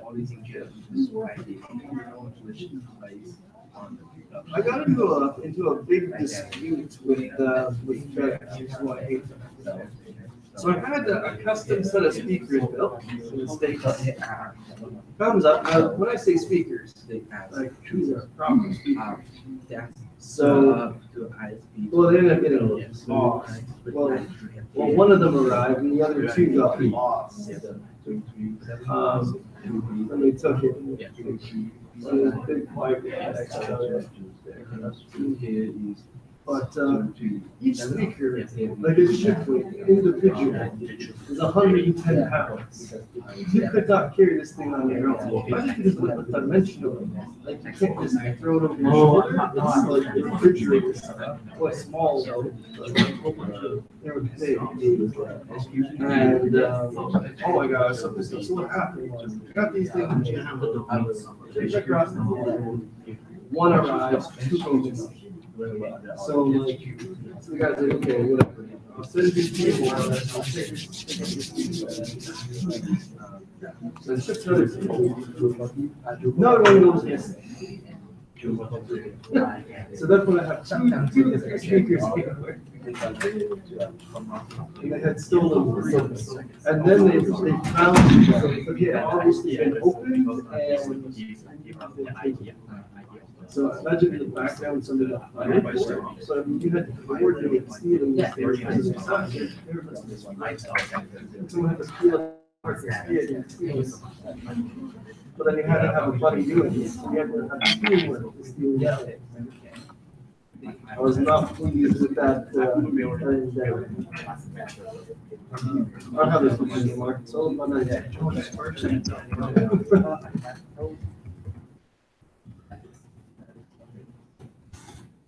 Besides the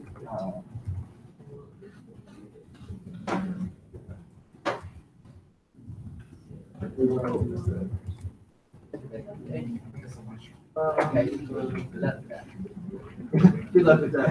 Vote of confidence. I'm sure you're going to be just fine. Just fine. Just fine. Just fine. Everything will be fine. Something like that. No, I want you to be fine. They only have 8. I was just putting the element of death. Everything will be fine. It's like my house is on fire. Things will be fine. I just have to get out of the house.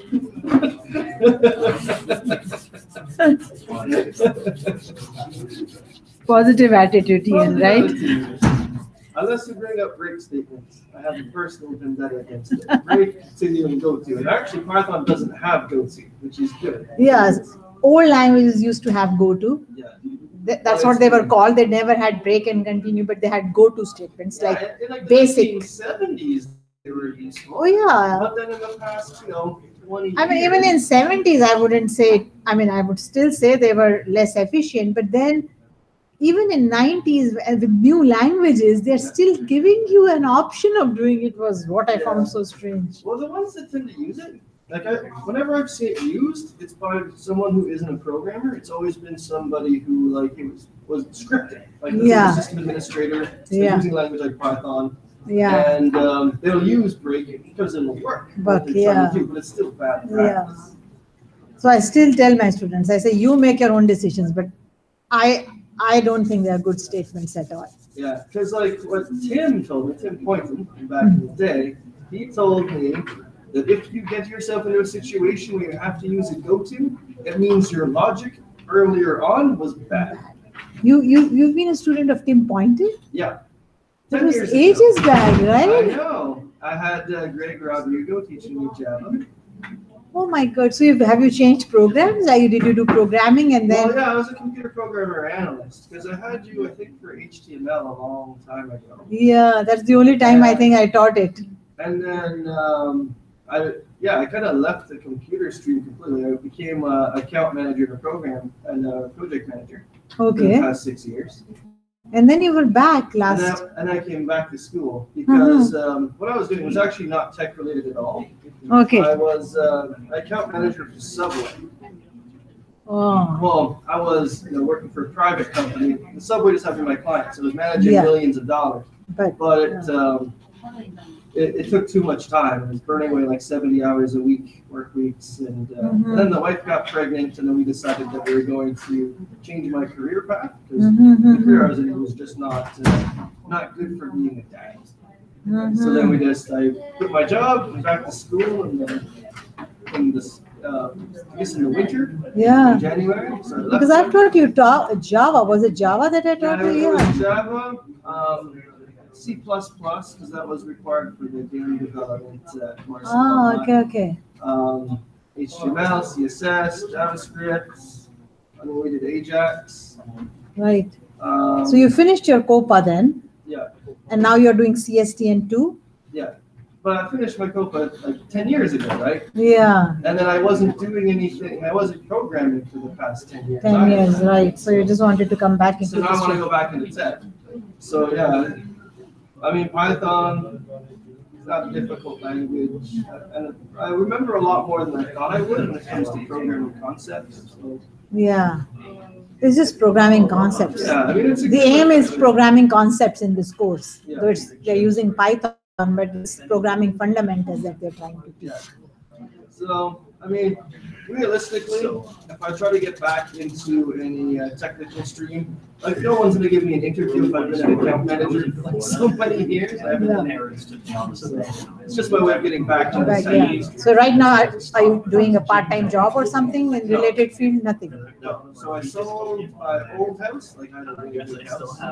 And then I bought a bungalow, and I'm now using the money that I saved that I got from that to then just like fund the next 2 years. Yes, right, So right. I actually spend a lot of time with my newborn. So Yeah. So you have a daughter or a son? I have a daughter, Ah, and how old is she? 5 weeks now. Oh, just 5 age. Yeah, she was born right before exam. Wow, what a timing. Yeah, I was so tired. But you're enjoying it, right? Yeah. For the exam on Monday, I had my network essentials exam. Yeah. I wasn't too concerned. I was going to the exam with a 99%. Ah, so. But oh man, so she was born on the Saturday morning. I didn't sleep that whole time. I went home I was home Sunday night with the wife, and then the baby cried all night.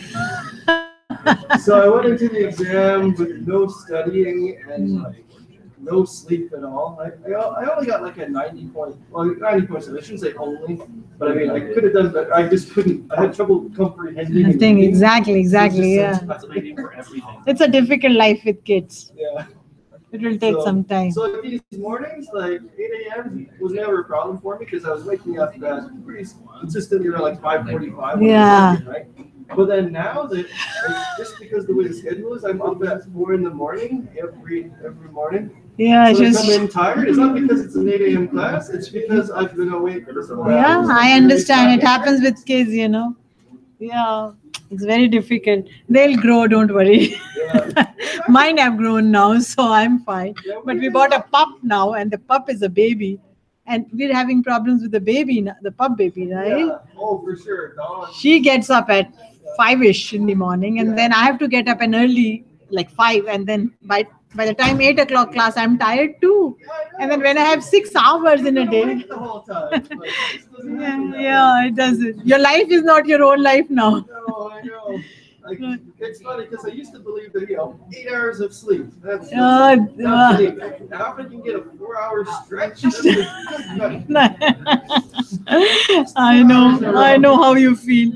I never had my second baby till, like I said, I won't have it. It was so tough. I only had her after 7 or 8 years of my first baby. Yeah, so I'm sleeping regularly, but actually, It's tough. It will come out. it's worth it. It's worth it. Oh, yeah, I'm tired definitely. in the meantime. Yeah, which is good. Good. Hopefully you will finish off and get into a good job so that then you have a secure future, you know. Yeah, I mean, like, at this point, I think my resume looks pretty good because like, I have a pretty high level position before. Yeah. So even if I have like an introductory level for like tech position, having a background in any sort of business management and account management, it's good for my clients. Exactly. Right. Hopefully. So Oh, all the best. Yeah. You come from a different country, right? yeah. Yeah. When did you immigrate Oh then? no, I'm Canadian. Oh, you are Canadian. I- Oh, okay, okay. Oh, I was under the impression you came from Portugal or something. Yeah, Okay. yeah. No, okay. So you've always been here. Yeah. Okay. Okay, guys, let's get back to this. So one, I'm going to show you a very good use of while, because every time we run a program, we go F5. We want to run it again, we go F5. It's quite a pain, right? Because I mean, I'm doing the same program and it would be nice if I can decide as a user, okay, I want to run it and now I'm done, I'm sleepy, and I say, no more. So what will come handy? Why? Because you want to keep on running your code over and over again till you decide you don't want to do it, right? So let's use while to make your program till the user decides to quit, right? Not quite to quit. And again, I would recommend very highly, since there are many international students in the class, and not only international, I mean, even students coming, domestic students, I would highly recommend that you write your comments in a spell checker, whether it be Word or whatever, and then put it in code. Because grammatically, I'm finding like problems and I'm finding spelling mistakes and so on. So definitely, English is not the first language for many international students, but now that you are here, you have to know it. So a good way to learn would be, Word is a good way where at least it checks your spelling and your grammar and stuff like that. Grammatically, I think there is a free program called Grammatically or something. I forget what it is called. That will help too.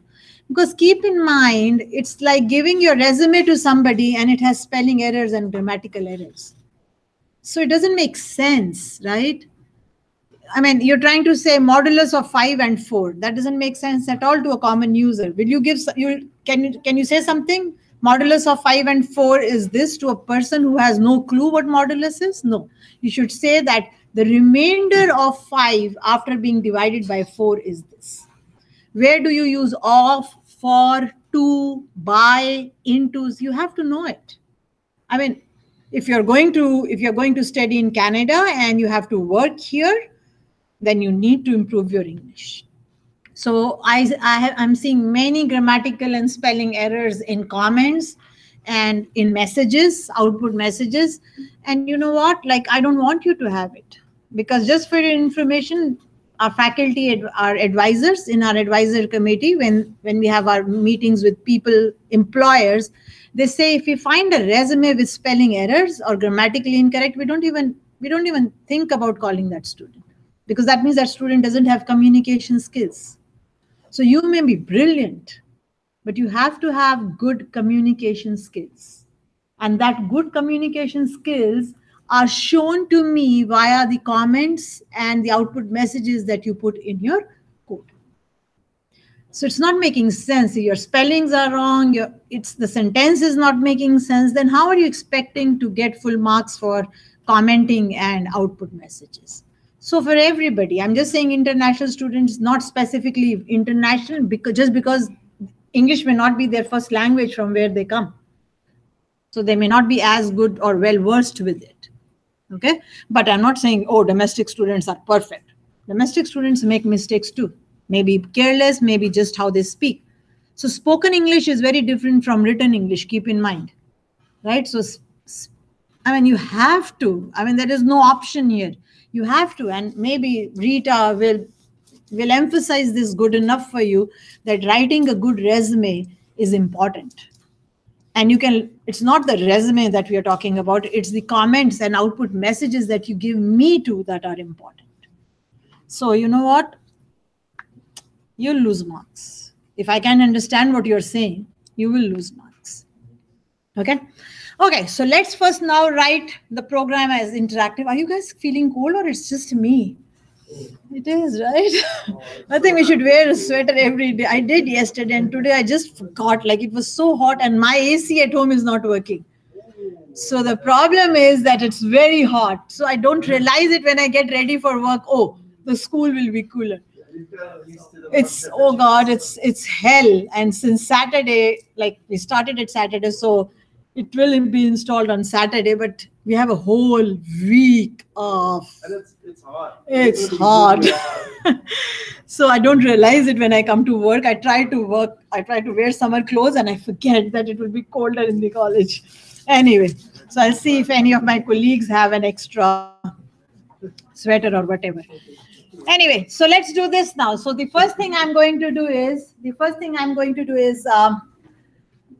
write a program that will work forever. Right now, I'm not going to say while true because then it's working forever and you can't make it stop.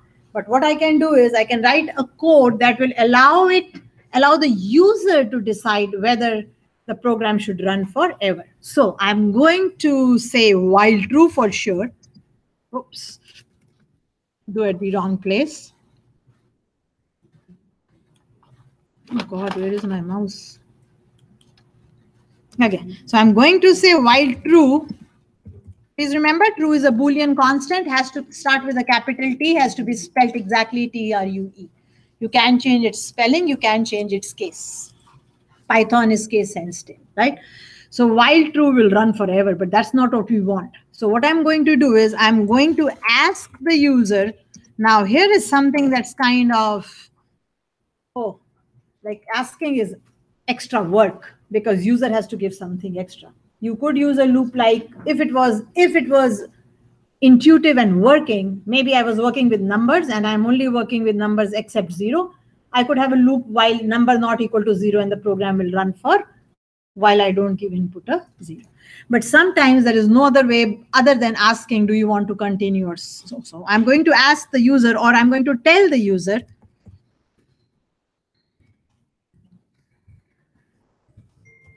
I can say type Y or Y to continue working.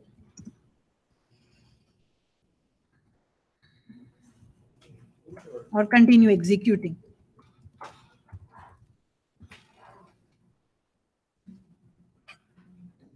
Input, yeah. Right, so type Y or Y, I want to say, and I want to then we'll discuss this, like it's kind of restrictive. You're saying a capital Y or a small y to continue executing your code, but that doesn't mean, oh, if I wanted to use a yes or a no, or if I wanted to use a quit or an exit, what will happen? And then we'll talk about it. Right, so I take the response from the user just so that I show it to you. I'm just showing it to you. I'm going to show you what your answer was so that you can see it. And then now, oh God, it's the cold, okay? I'm missing keys. And now, if the response is equal to a Y or my response is equal to the capital Y. If my response is equal to either a small y or it is equal to response. So capital Y, I'm good to go. But if it is not equal, then I basically have to stop. So if it is, so you're saying To stop. Let's take it this way, just because I've written a. So now one way of doing it is break. But I won't go that route. I don't want to go the break route at all, right?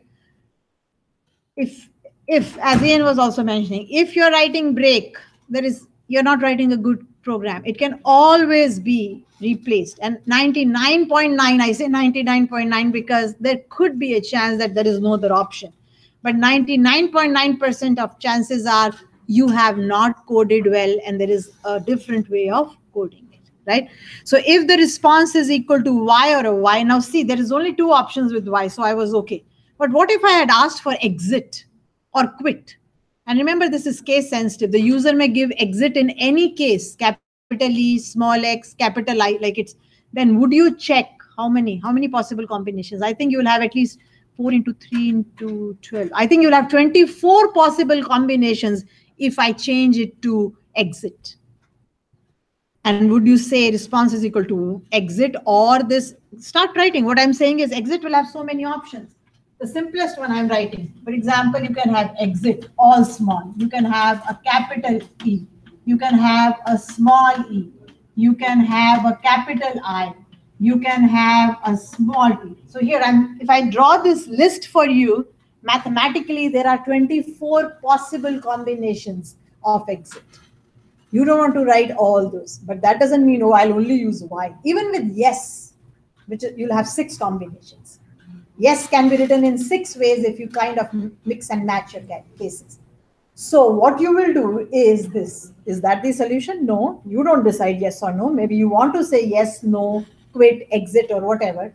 So what you will do is, and it will come as a part of an assignment is, or you can look it up, is that you will go and search. So I'll give you a hint. What you will do is you will look for some string function, right? What are strings? Text. You will look for some string functions in Python that takes input from the user, maybe converts it all to lowercase. So whatever you give is converted into lowercase, and then all you have to do is you have to compare it with one word, the lowercase. That will make your life easy, right? So let the user give whatever he wants. So because you can't stop the user, but use the string function to convert it. Like you have the str, which converts a number into a string. So there should be some string function that takes input, converts everything into lowercase. I'm saying lowercase if you want to convert it with exit. If you want to convert it with capital exit, just make it all capital exit. It's easy. So you convert it into all lowercase, compare, and then you only have to write one if, right? And that's how you work. For me, I'm showing you just this one because this is easy. So I'm saying type Y or Y to stop executing the program. If response is equal to Y or Y, because there are only 2. So can you put for a note for yourself? Can you imagine the number of checks for maybe quit? Because quit is another thing that is usually used. Quit. Type quit to quit the program, type exit to exit the program.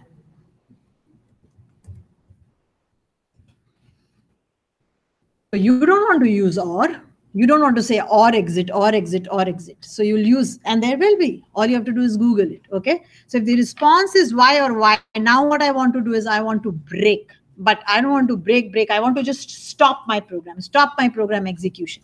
And for your information, there is a function that is available which is called exit. The function is called exit. It takes a status code which is optional. Notice how status is in square brackets. It's optional. Optional means you may or may not give it. Usually the value 0 means it is a normal termination. I'm terminating normally. Now when your program, so you say, if I give 1, am I saying it is a normal? I mean, you don't decide it. Therefore, usually you don't even put this. You just say exit. But sometimes when your program runs and you have an error, you will notice in the error message, it says program terminated with exit code 1. So what it is trying to tell you is that you had an error. When it says program exited with code 0, it's saying everything was successful. So that's the code. That's the status of the exit function. It's optional. I'm not using it because if it confuses you, but that's what I'm doing. But now comes the question, what is this exit? Just a function. But what is this sys before it? We haven't said anything dot input. We haven't said anything like dot print or dot string. We've just used a function name. Now, every language, every programming language comes with a library. What is a library? A library is what you are aware of a library in general. So you go to the library and every library has sections, right?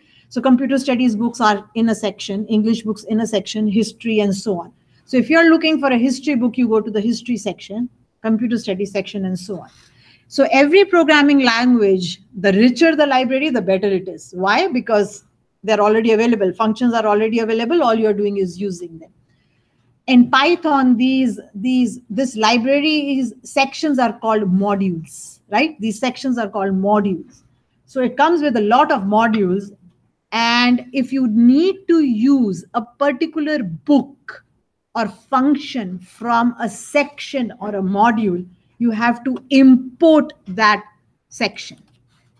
So here I am importing the sys module. You'll say, why didn't I import it for my other ones before? You never told me to import anything and it was working. Input is working and so is print working, because some common functions have been put in a common section and they're available for use without importing anything. So when it becomes a little specific, then it says, oh, import that package. So it's called package in some languages. You can call it a section. Modules is what Python uses as a term. Okay. And if you have to use a function from that module, then you have to go the name of the module dot the name of the function. That's how you use it. So you're basically qualifying it. So if you want to find out to which module does print belong, which I don't know, I really don't know, we can do this. We can say input Python, input and output. There's a tutorial here.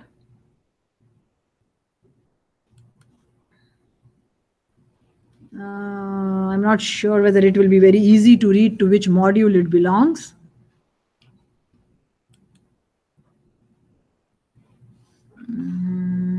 But you should be somewhere, like, I don't know, maybe a better one would have done. Tutorial, there's a tutorial on keyboard input. Maybe we can go to program is, oh, documentation would have been good, right? So see here, some built-in methods are written right here. Absolute, any, all, ASCII, and so on. Input parameters, there are value from the return value from input.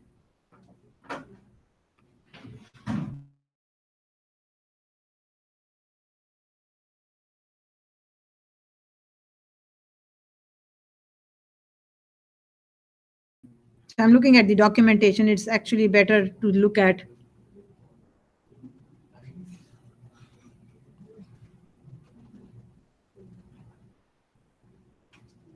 It's talking about sys. Maybe it belongs to sys and I don't have to import it even. See, here is the string function that we've used.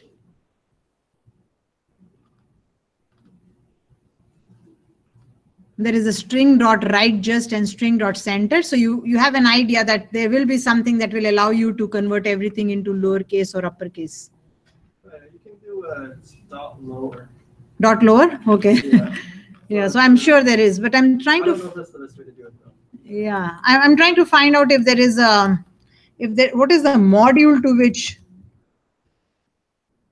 I see the sys module. I see to which module does the input function belong. And we have never imported it. So there it is, modules in Python.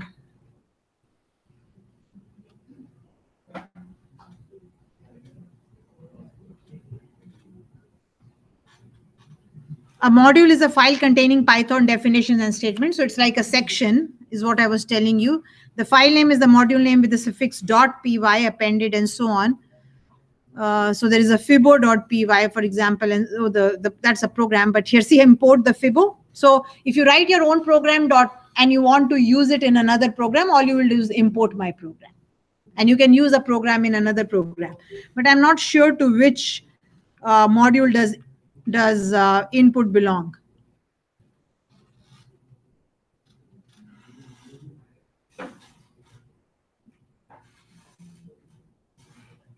Usually we put our import statements at the head, and you can also say, you can, if you don't want to kind of qualify it, you can use the from word, which I'll show you how to do.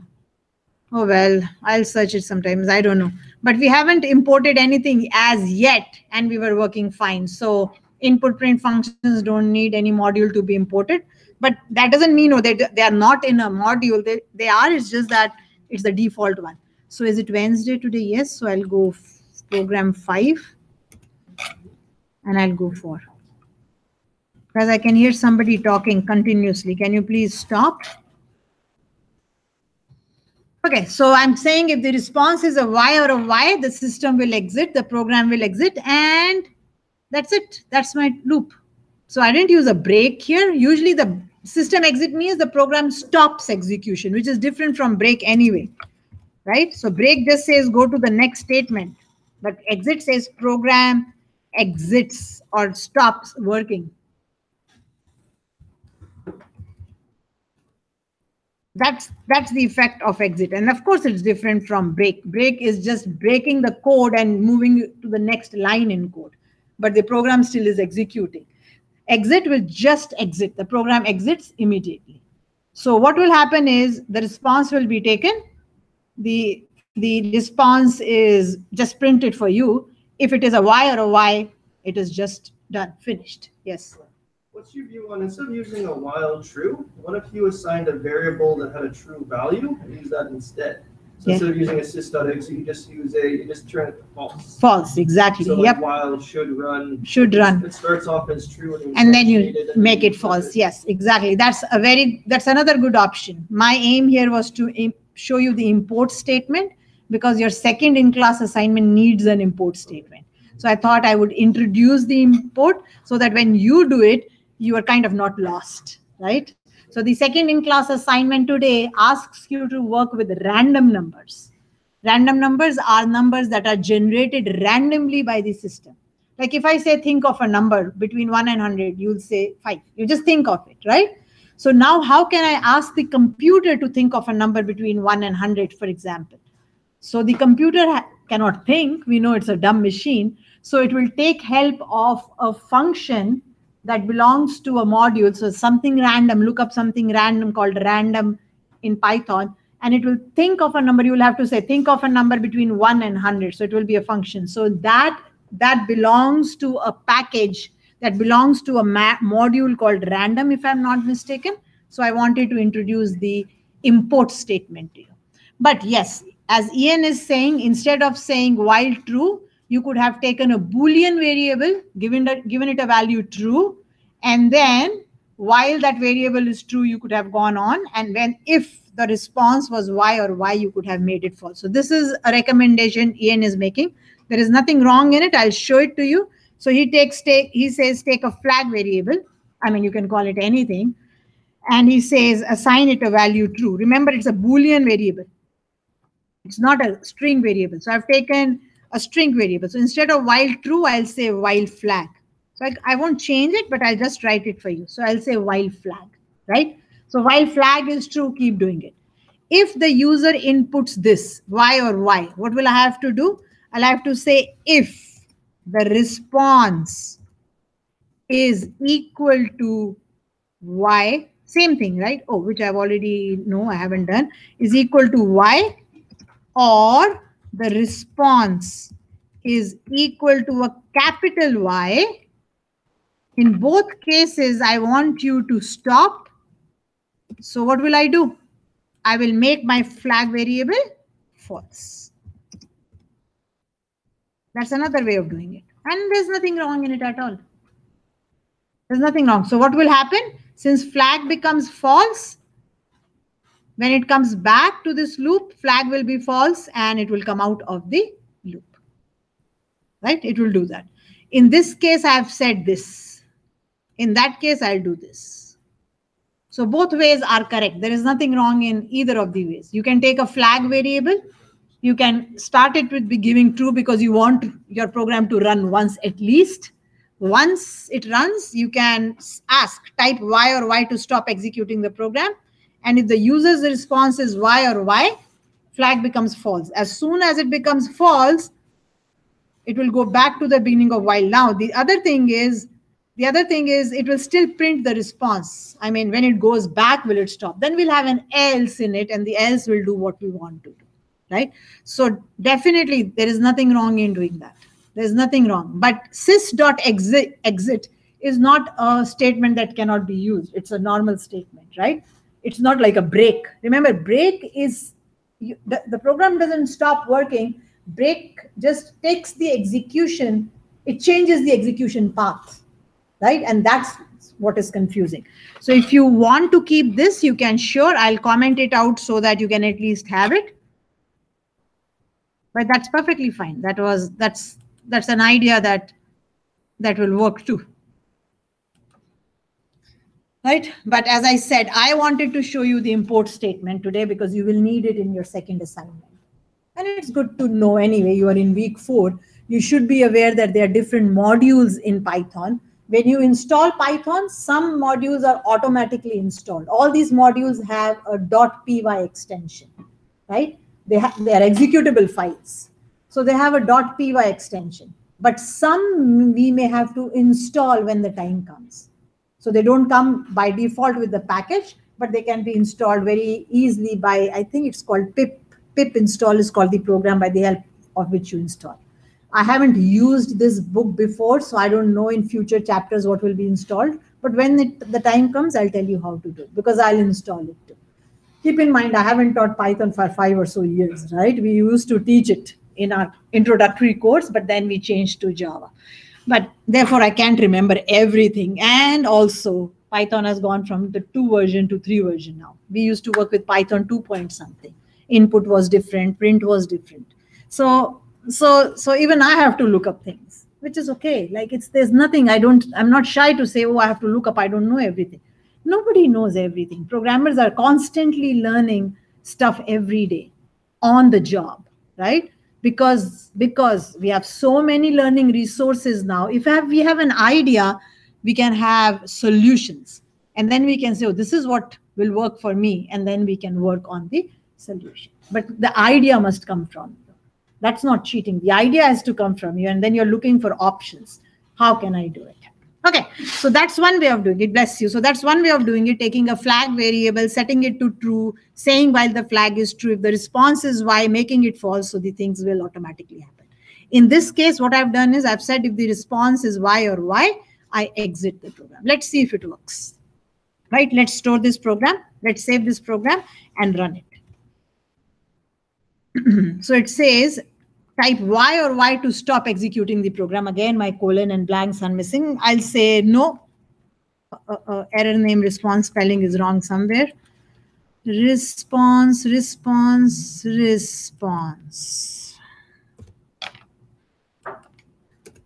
Okay, let's save it. Let's do it again.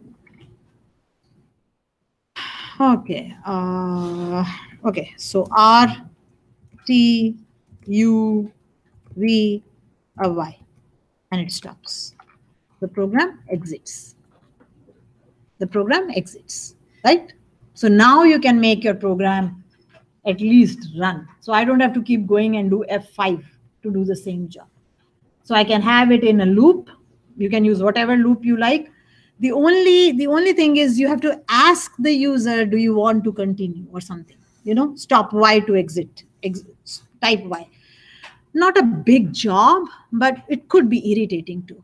So if in your code, there is something that can automatically act like a stopping condition. For example, you're working with numbers and 0 is an invalid number in your code. You can write the whole code inside while number is not equal to 0 and everything else comes inside. So that way your program will keep on running and running and running till you enter a value of 0. So that's not a bad thing, right? But again, user has to enter 0 to stop. But he is giving other numbers, so giving a 0 stops it, so which is not a big deal. Here it's kind of specially being asked, but At least you have an option. Having said that, now let's go back and start doing a few more things that I would like to do in this code. So now you know how to stop your code. Okay, and I was showing you the response because I wanted to show you, yeah, it works. The response was coming up. If I have not closed my shell window, it was coming up. See, it was typing RTUV, was me showing you the response so that I could prove to you, yeah, it is taking your response. It's always a good idea to put print statements so that you know that the input is being accepted. Not for, like, not always, it depends. Once you've done it, once you've done it, you can then remove it. Okay, now let's look at for statements. Let's look at another way of doing looping in Python. We've learned the while. The main advantage, or not the main advantage, the main feature of the while statement is that it works on conditions. While this condition is true, or while this conditions, compound condition is true, keep on working. Sometimes, in some situations, you may like to do something or a job a certain number of times. Do this 10 times, do this 20 times, do this from this to this. So it's kind of fixed. It's not dependent upon a condition. Then the for loop comes handy, right? Because the for loop in Python is handy when you're trying to do something like a number of times. So let me introduce you to this for loop today. Okay, so the for loop is another iterative statement.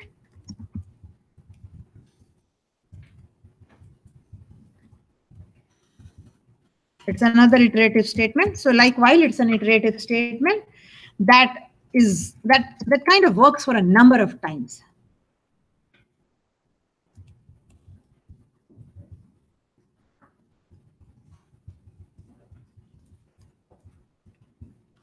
Now, not all languages, other languages allow you to work for with a condition too, right? Modern programming languages work with a condition too.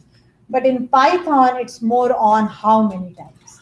So it's the only use in Python. In other languages, you can do it both ways. You can work with the for how many times. You can also work with the for a condition is true.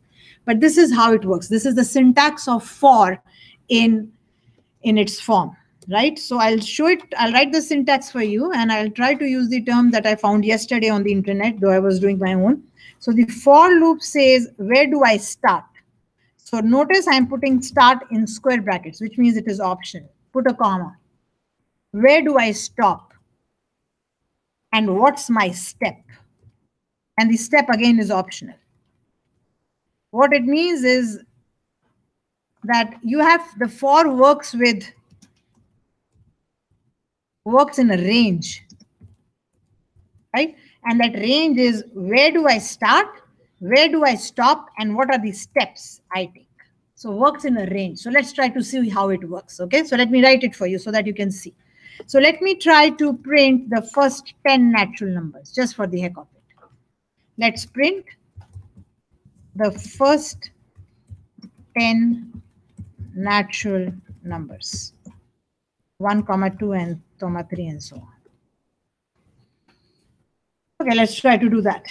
So the for looks like this. For, because there is a while outside, I have to be careful. I have to tab, right? Remember, there is a while outside here. So I have to do the for inside the while. So not from column number 1, but you have to indent your code. So while is on column 1, so you have to indent your code. Otherwise, they are siblings and it won't make any sense. Okay, so for I. Now you'll say, you've told me not to use names like A, B, C, D, I, J, K. Yes, but I is an index variable or a loop variable. And usually I, J, K are used for index variables or loop variables. It's just common. You don't have to call it. You could have called it counter if you like.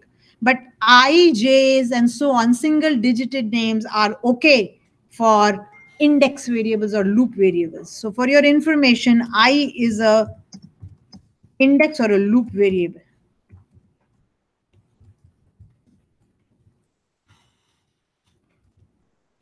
So that you know, right? And calling it I is not a bad thing for your information, right? But don't call your variables A, B, C, X, Y, Z. And again, I've seen it in a couple of assignments in your assignment one. Horrible. Think about it yourself. You're not called A, B, C, X, Y, Z. You've been given proper names. And that makes sense, right? That makes sense. So names should always be useful and meaningful. So you should be able to read a name and say, oh, that's what it means. Number, times, base, power, kind of stuff. Okay, so for I, in. That's the format, right? So for the name of the index variable in, use the range function, and I'm using it in its easiest form. I'm using 10 here. I'll show you all three, okay? And I want to print the value of I.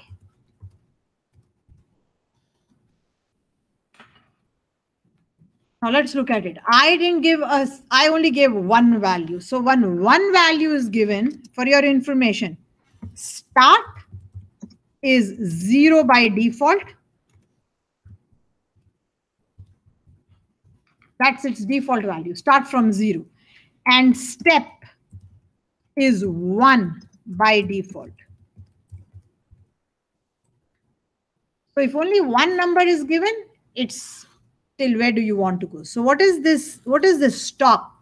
Stop is kind of saying keep on going till you reach stop. So it doesn't, reach doesn't mean it will include. It excludes stop, but it will stop before the stop, which means it will not print 10. It will start from 0, 0, 1, 2, 3, 4, 5, 6, 7, 8, 9, because it becomes how many times you want to do it. So the stop condition, you just have to be careful about the stop. The stop condition says stop just before you hit it, right? So it could stop at 9, at 8, at 6, whatever. Whenever it hits it, you'll say, how do I know where it hits it? Depends on what you're writing. This one will hit it where? Increment is 1. So it starts at 0, it will print 0. It will automatically go to 1. Increment is 1. It will print it. Then another increment to 2, print it. And it will go on and on. When it hits 9, when it hits 10, the condition kind of becomes true. It stops. It doesn't go and doesn't print 10. It won't. Let's see it so that I can prove it to you. Let's do an F5. So yes, no, I don't want to stop. So 0, 1, 2, 3, 4, 5, 6, 7, 8, 9. I can run it again. And again. And no. So it's made it interactive. I don't have to keep running my program over and over again as you were doing before. Now I can remove that response because I don't want to see that it was printing it. We can remove this print response because it's showing it. It's not required anymore now. So what have we learned? It starts from 0, goes on till less than. So as soon as it hits, it stops.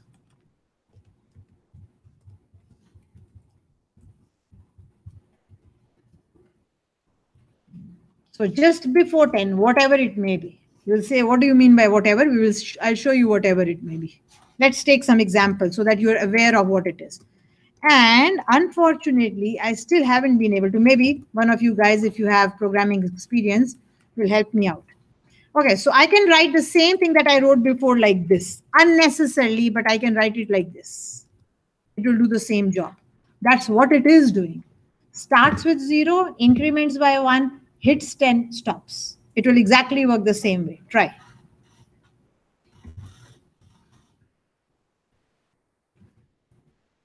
So 0 to 9 and 0 to 9 are repeated so that you know.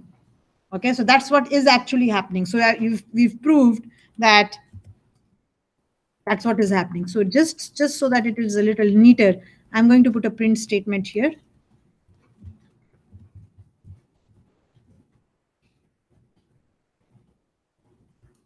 Okay, now let's do the third one.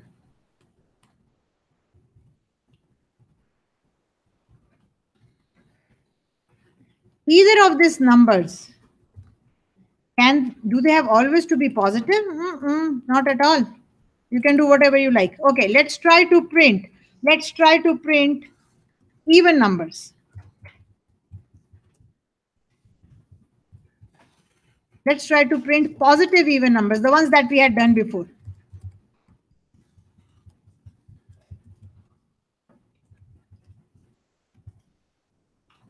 Again, take your same while loop. Now 0 is considered to be even, just for your information, but anyway. And what will I do? I'll increment by 2. 0, 2, 4, 6, 8, but it won't hit 10. So now it has stopped at 8. That's what I meant by saying when it hits 10. So now it will stop at 8. Let's try it.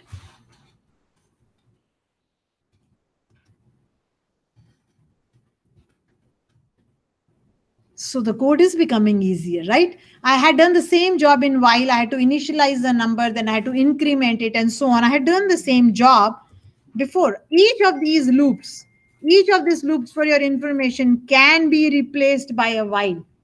All for loops can be replaced by a while. It's just more work. For example, this loop itself, if you had written it in while, what would you do? You would start with I equal to 0, right? Then you would write while I is less than 10, because that's how it is working, right? Uh-oh, that's my habit again. But I think if it's okay, I can keep that habit. It's just the habit of putting my conditions in quotes. Then I wanted to print it.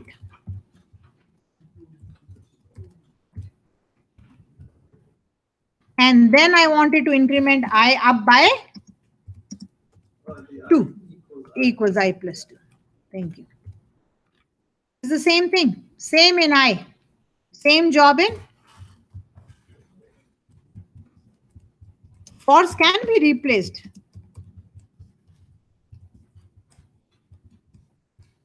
There is no doubt. There's no doubt about that. You can do it. It's just more work. Because you have to initialize it in a different statement.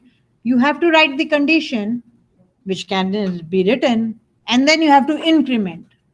So the 3 jobs have to be done by you, which can be done by a statement. Therefore, it is perfect.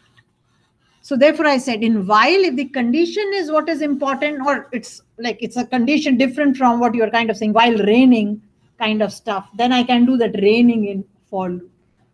Right? You know what I mean? If I'm working with a flag variable, with a Boolean variable, I can do it in for, because for all 3 values have to be integers, right? So can I only work with positive values? Of course not. Let's try to do negative parameters. Okay, so let's try to do negative parameters. Let's take a for. Let's start with -5. Let's go on till 5 and add 2 every time. So the brackets are also working. It's not giving me, this of course will give me a syntax error. For I in range, forgive me guys, this is just other languages don't need that in and all that. In for you kind of go straight. But while is working with single quotes also, so with brackets. So if I write them, then just so that you know it does work with brackets. Okay, so let's print the number again.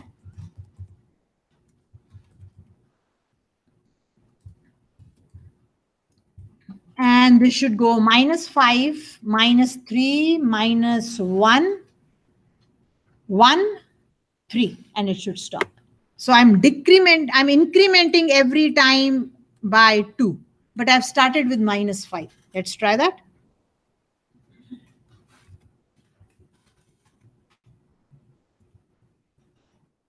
There it is.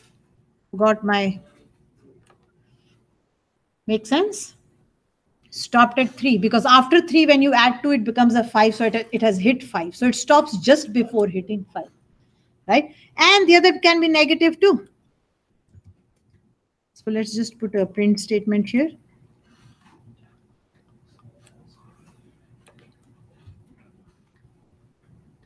So wherever you like, really doesn't matter, except that it's easy to read then.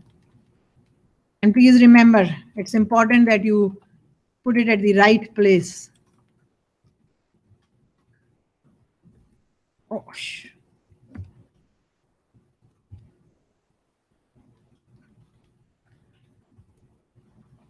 again I'm printing even numbers, right? I'm again printing even numbers, but here all is that the even numbers are starting with -5.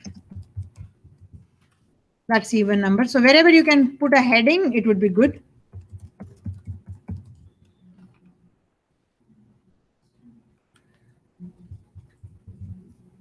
This is not the first 10 natural numbers. It actually prints from 0 to 9.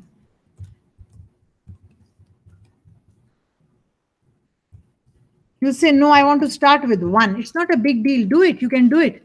If you want to start from 1 until 10, what will you do? You'll write a for loop yourself and you will say, I want to start with 1 and I want to go on till 10. That will print your first 10 natural numbers.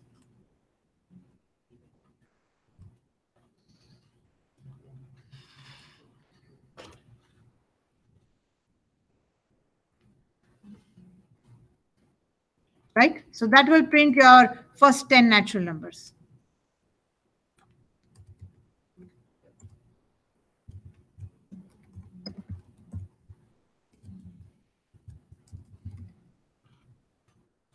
So you change it. I mean, you don't have to start from 0. You can start from anything you like. So if I wanted to print the first 20 natural numbers, I would go from 1 to 21. And again, you're seeing that you can change the whatever. So now let's try to do something else. And let's see what happens. So I can go a negative range also. Nothing stops, decrement it. Right? So you can say start from 15, then -2, -2, and stop. So it will stop before it hits 5. Let's see. Right? So let's save this. Let's do an F5.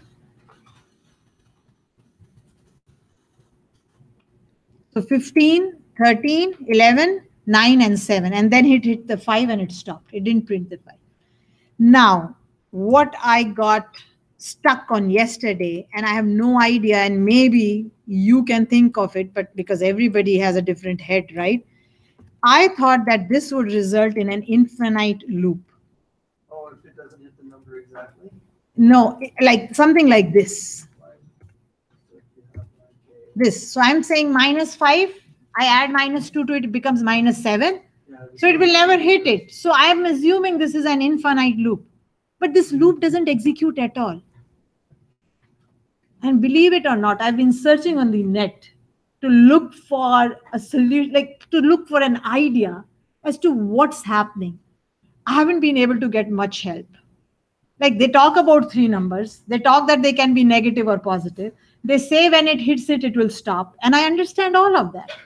But logically, then this should stop. Guys, please, at the end, you have to change your seats. You both talk too much in my class, too much. And I can hear you constantly. So if you can't avoid talking, change your seats from next time.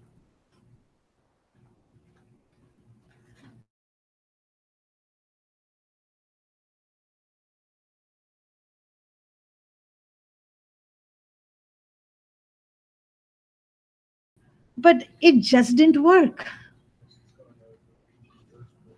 But what do you mean by first place? Then the first place would be this too. You see what I mean? If you think of that way, that -5 is less than 5, it should stop right there. So it just doesn't run, doesn't do anything. Doesn't do anything. No, in that case, you're adding 2 to -5 goes -3, which is in the range in which you start right? But there is no comparison here. You know what I mean? Like I'm trying to find a solution. I don't know. And I've been searching. It says all 3 numbers can be negative. I mean, I haven't taken a middle number to be negative, but I could do this. Like I could do -15 and it will work. So -5, then it will become -7. Then it will become -9, -11, -13, and then it will stop. It should stop, right? So this should work. Oh, and an indentation doesn't match. Print is not matching? Yeah, okay. So see, it helps you too because, whose print are you? Yeah, you're right. Okay, so let's say no. And that's expected. -5, -7, -9, -11, -13. It hit -15 and it stopped, right? Now, logically, from what I know from my programming experience, if I take this,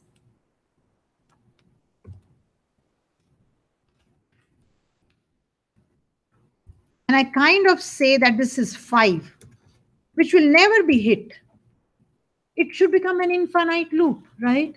That's what my experience is. I think the reason is because the range function actually returns a set. Right? Returns A number set. a set, Yeah, okay? So if you put a parameter like this, the returning set will be empty set. Shouldn't it be an infinite set? No, it's empty set. The return should be will be an empty set because this set does not mean anything, right? Just because it is infinite? The I will not be, but if this way, the loop will not be. So first it finds to find that set and then says, oh, it's an infinite set, so I'll return an empty set. It's an empty set. It's not. No, I know it is an empty set because it is not returning an answer. But how does it guess that it is an empty set? Like by rule, it should just start. It should start with -5, then go to -7, then go to -9. So how does it know that it is an empty set is what I'm trying to find out. I don't know. Yeah, it does return an empty set. That's what I'm telling you. I mean, when I run this code and I understand what you're saying and it says, yes, it returns a set. And of course, it returns an empty set, but I don't see an answer. How does it know to return an empty set is my question. I think because the stop number is bigger than the start number and the increment number is minus. Yeah, but you see, but does it make, yeah, but if you think of it, the start number is lower than the higher number always, many a times. -5 will always be less than 5. I can think of what you're saying if I did something like this. You have to know ahead of time. You cannot, the step should be bigger than 0. If you- So if I do something like this, if I do a 15 here, then I think, yeah, okay, because it is an empty set, because 15 is greater than 5. There I can understand it. But here I don't understand it. Here I think, here it makes sense. Oh, 15 is greater than 5. So it says, what's the sense? It should be an empty set, right? It should be an empty set. And it, hopefully, I'm right.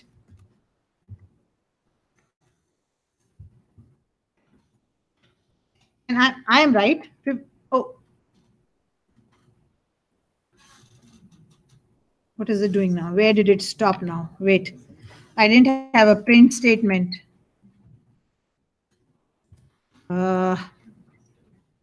Maybe this one is working. Looks like this one is working. I'm going to take a print, this one, and put it here.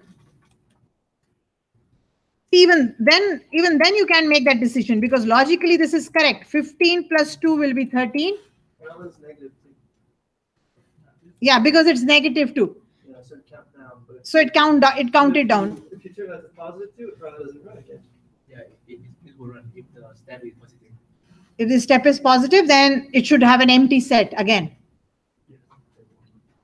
So it's like this, if the start number is bigger than the stop number, then the step should be negative. And So I mean, there is some combination by which it finds out that my answer will be an empty set, right? Of course it's doing something, but human wise, it's difficult to explain. Like, is there a condition involved? There's no condition as such involved, but it does return a set, and it makes this decision that my starting number is bigger than my stop number, and I'm being told to increment it. So I won't do it. You see what I mean? Or on the other hand, it is saying that my starting number is smaller than my number, but I'm being told to decrement it, and it can't happen. So it's making that decision. The range function is making that decision. But otherwise, we just can't make that decision just on the stop condition. You know what I mean? Like, so this returns, this will also now return an empty set, I'm hoping.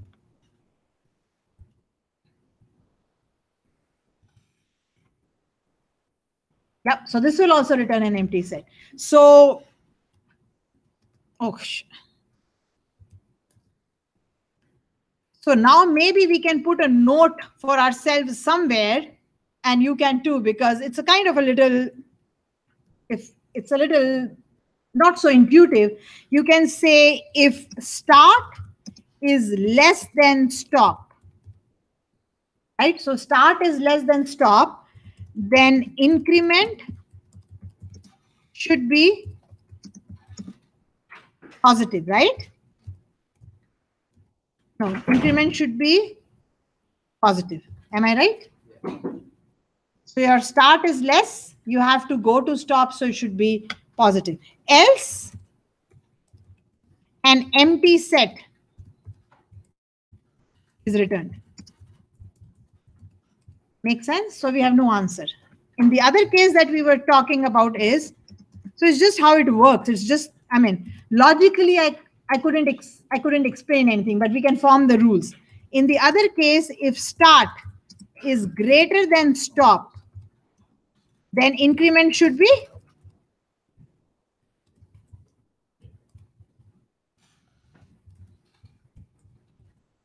else an empty set is.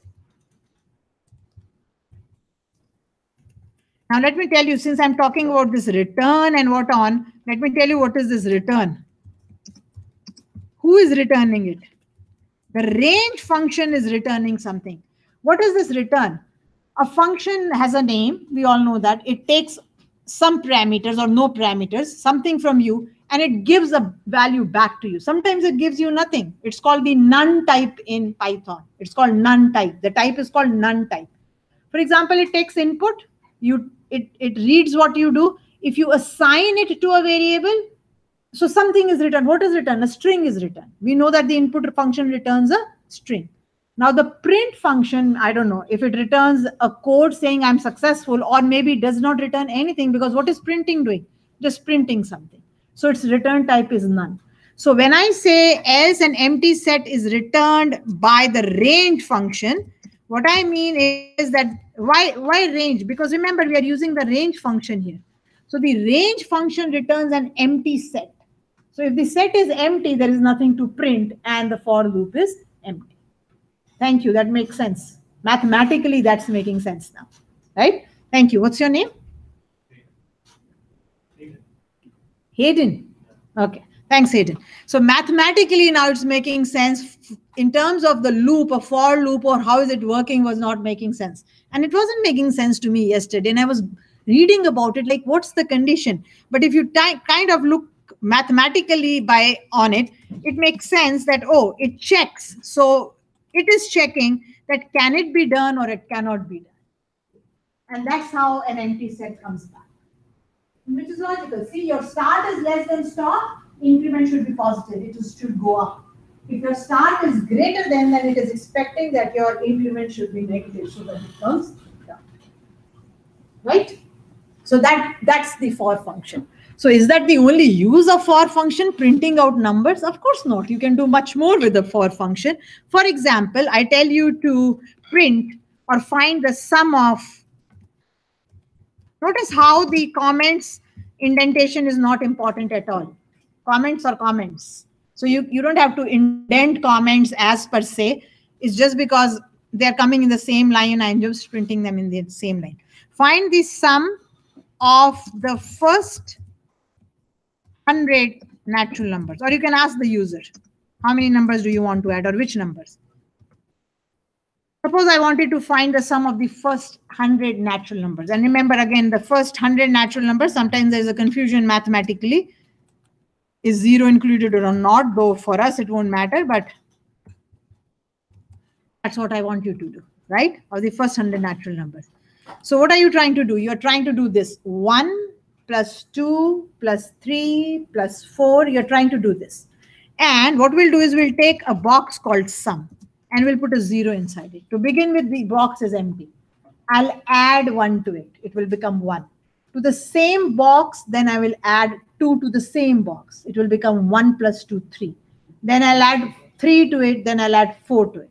So you have to put your answer somewhere. So I took a variable called sum. The sum is gone purple, which means it is a reserved word, and I wouldn't like to use a reserved word. I'll go, oh, what's the convention in Python? Is it camel case or is it underscore? I forget. I have to look up. You should always stay with conventions. Don't make up your own conventions. I think it is underscore. I could be wrong. It's just because I'm teaching SQL on the other side. That's what I feel. So naming conventions, how do you see naming conventions? All you do is you look them up. So you can say naming conventions or rules, you can say.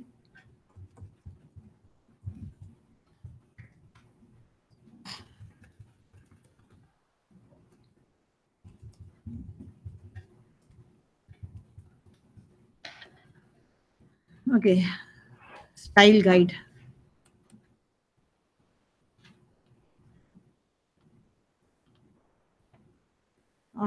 Code layout, indentation, tabs or spaces, imports, blank lines, string quotes, white spaces, when to use trailing commas. Oh God, no.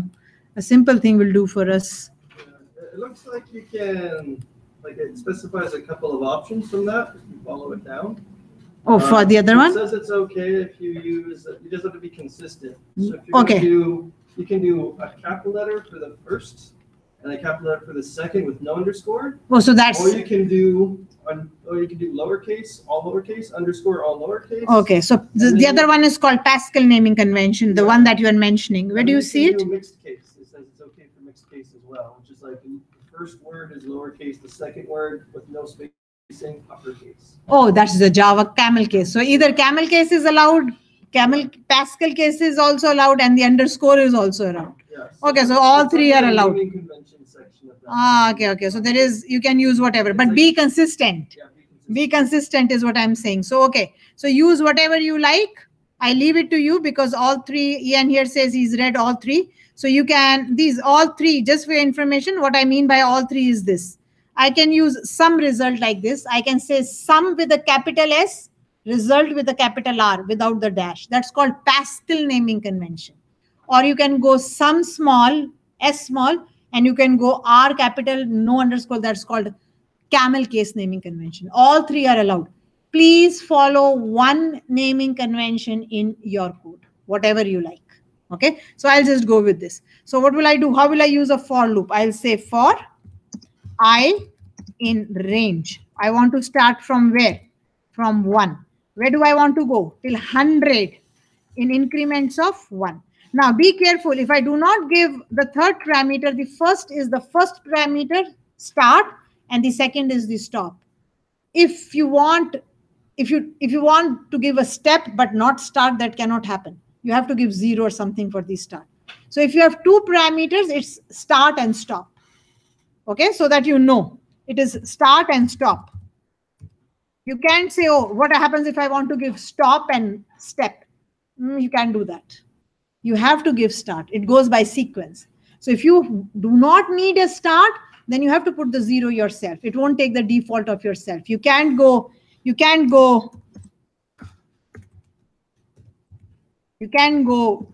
stop and step. You have to put in the third. You can't assume that the default is. You can do that. Okay. Okay. So for I in this range, what do I want to do? Oops. That's not what I wanted to do, but that's okay. I'll come here and I'll come here. Okay. So what do I want to do? I want to take this sum and to it provide the new value by adding I to it. Right? When my all said and done, I want to print the answer. Now again, I've taken, it's very hard coded.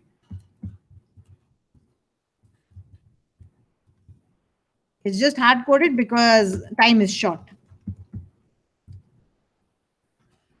Oh, sorry, not some result. My mistake. I didn't want to use a reserved word. I don't know whether it will say something if I use it, but it was purple, so I didn't want to use it. Some languages don't bother. You can use reserved words in them, but I prefer not to use reserved words in my coding. So 1 plus 2 plus 3 plus till 100 is what it will do. Let's do an F5. I don't want to stop. The sum of the first 100 natural numbers is 50-50, which is right. So for loop can be used for anything you want. The concept is it's more on number of times rather than on a condition, though the condition is kind of relevant on the numbers. Right? Now, your job. By midnight today,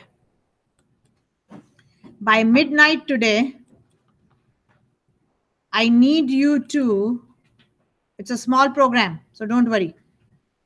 The other section was given. Anybody who has talked to students from the other section and knows the program, I can change it. I want an honest answer. Anybody who knows what the question was given to yesterday's class students for in class? Honest? Okay. Why should I change it then? I don't have to make 2 rubrics. Okay. So I'll give you the same then. So under assignments, work independently is all I need. And you'll not fail in my course. Cheat and you're bound to fail in my course. Under in-class assignments, in class 2, it's a simple guessing game. All you have to do is this.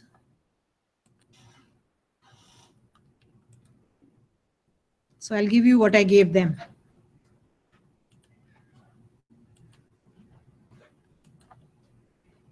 Oh, it won't let me submit. It will say you haven't given points. Oh, it did. Okay. This is what you have to do. It's a very simple one, but I'll give you hints so that you understand it. So a program has to be coded. It's not interactive. Okay. Oh, sorry. It's not you decide the number. I need to see comments in your code, including name, date, and purpose at the head. Purpose is missing in a couple of assignments. Purpose is 1 mark. If I don't know what your program is doing, done. The computer thinks of a number between 1 and 100, both include. So the computer is thinking of a number. You're not hard coding that number. How does the computer think? It's a dumb machine.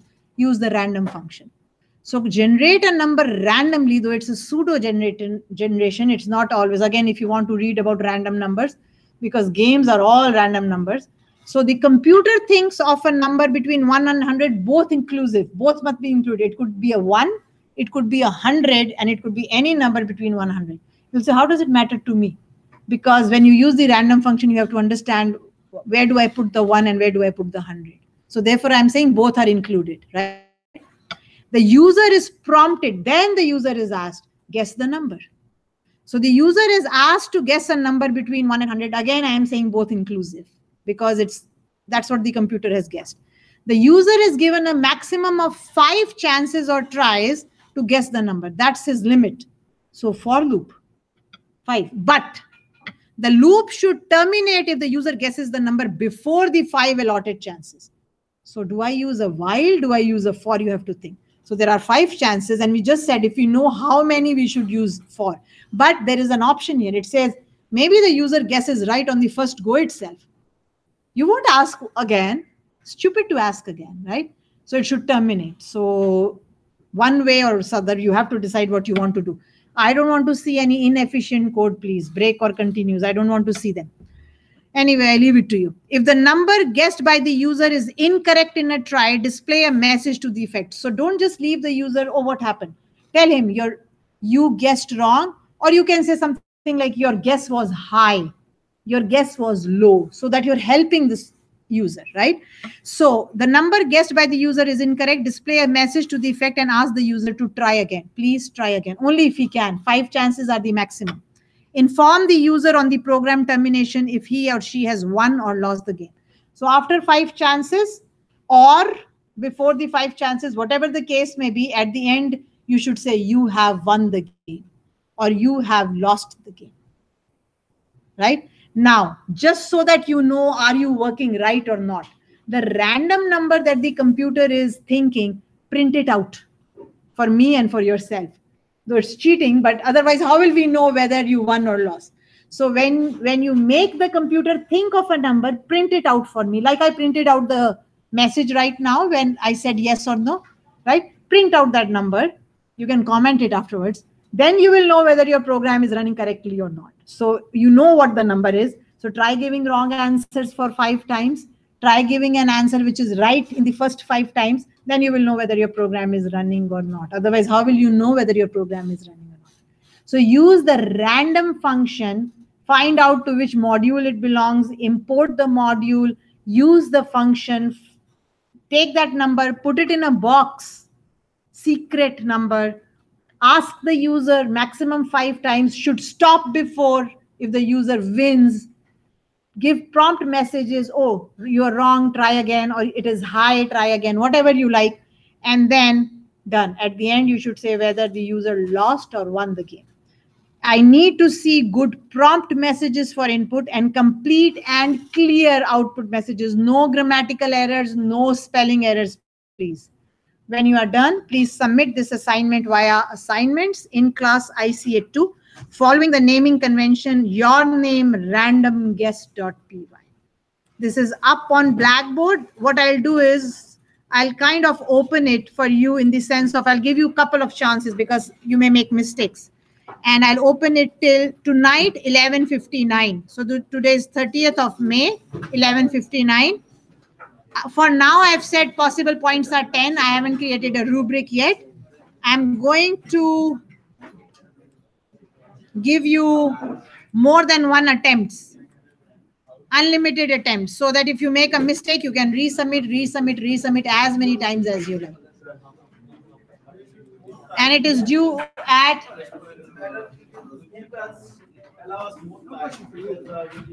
I said I've given you unlimited attempts. More time? Oh, it won't even take you an hour. You should have been there in class. Midnight is good enough. It's an hour work. It's an hour work, not more than an hour work.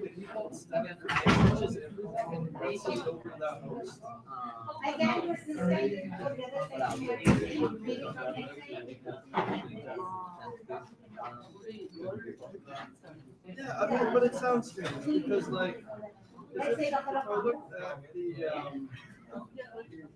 says here, it said anesthetic, the default route to allow the door is over there.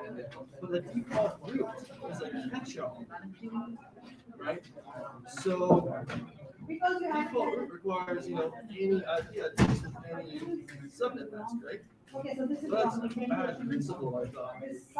So if any information goes out that isn't like routed normally, then it goes, it just seems odd. These So you mean statements are that it outside can the go line. and So since they're outside Well, the no, line, because if you do an IP, like a default route, basically is that if you send a packet to yeah, you have to indent it at the same position. And it's a default route, then if it's a packet that this router doesn't understand, you have it pass it to here, and then you continue the rule over here, then pass it to step.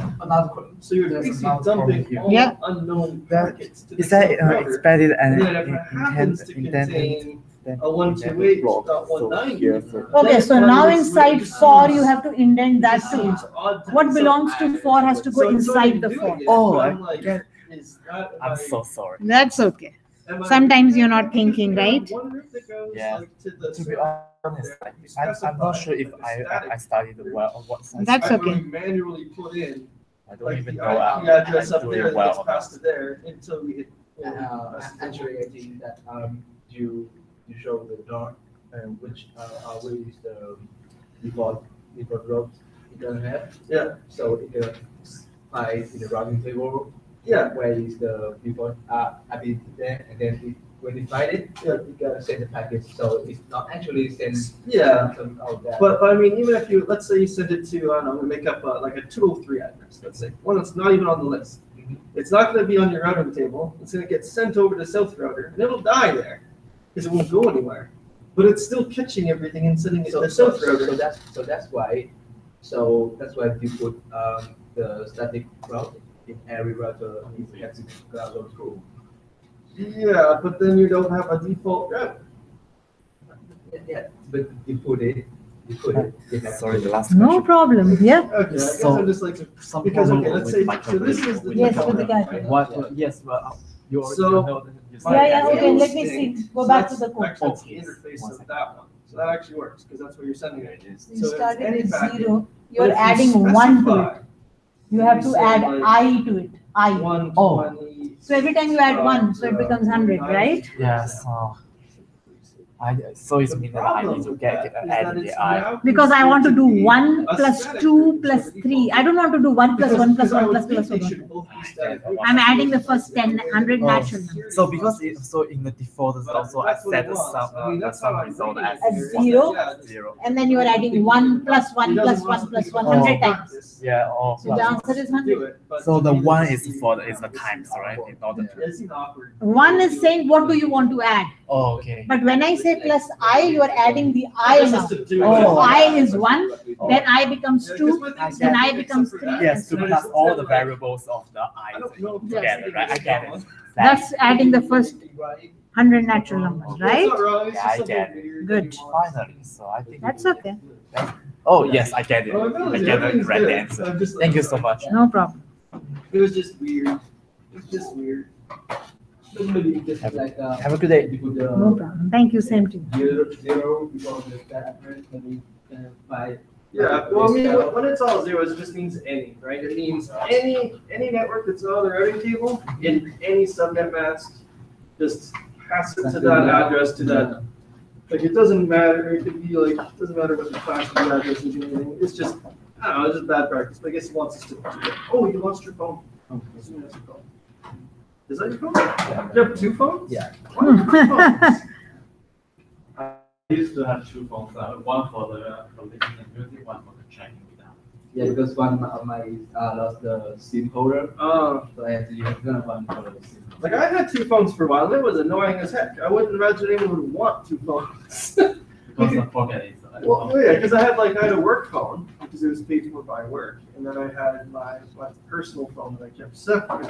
Yeah, I have my one personal phone that is just 60 gigabytes, and another my music phone is 100. So I was using it as like a media player. Yes, exactly. The media player, so okay, the movie and the whatever it is. Yeah.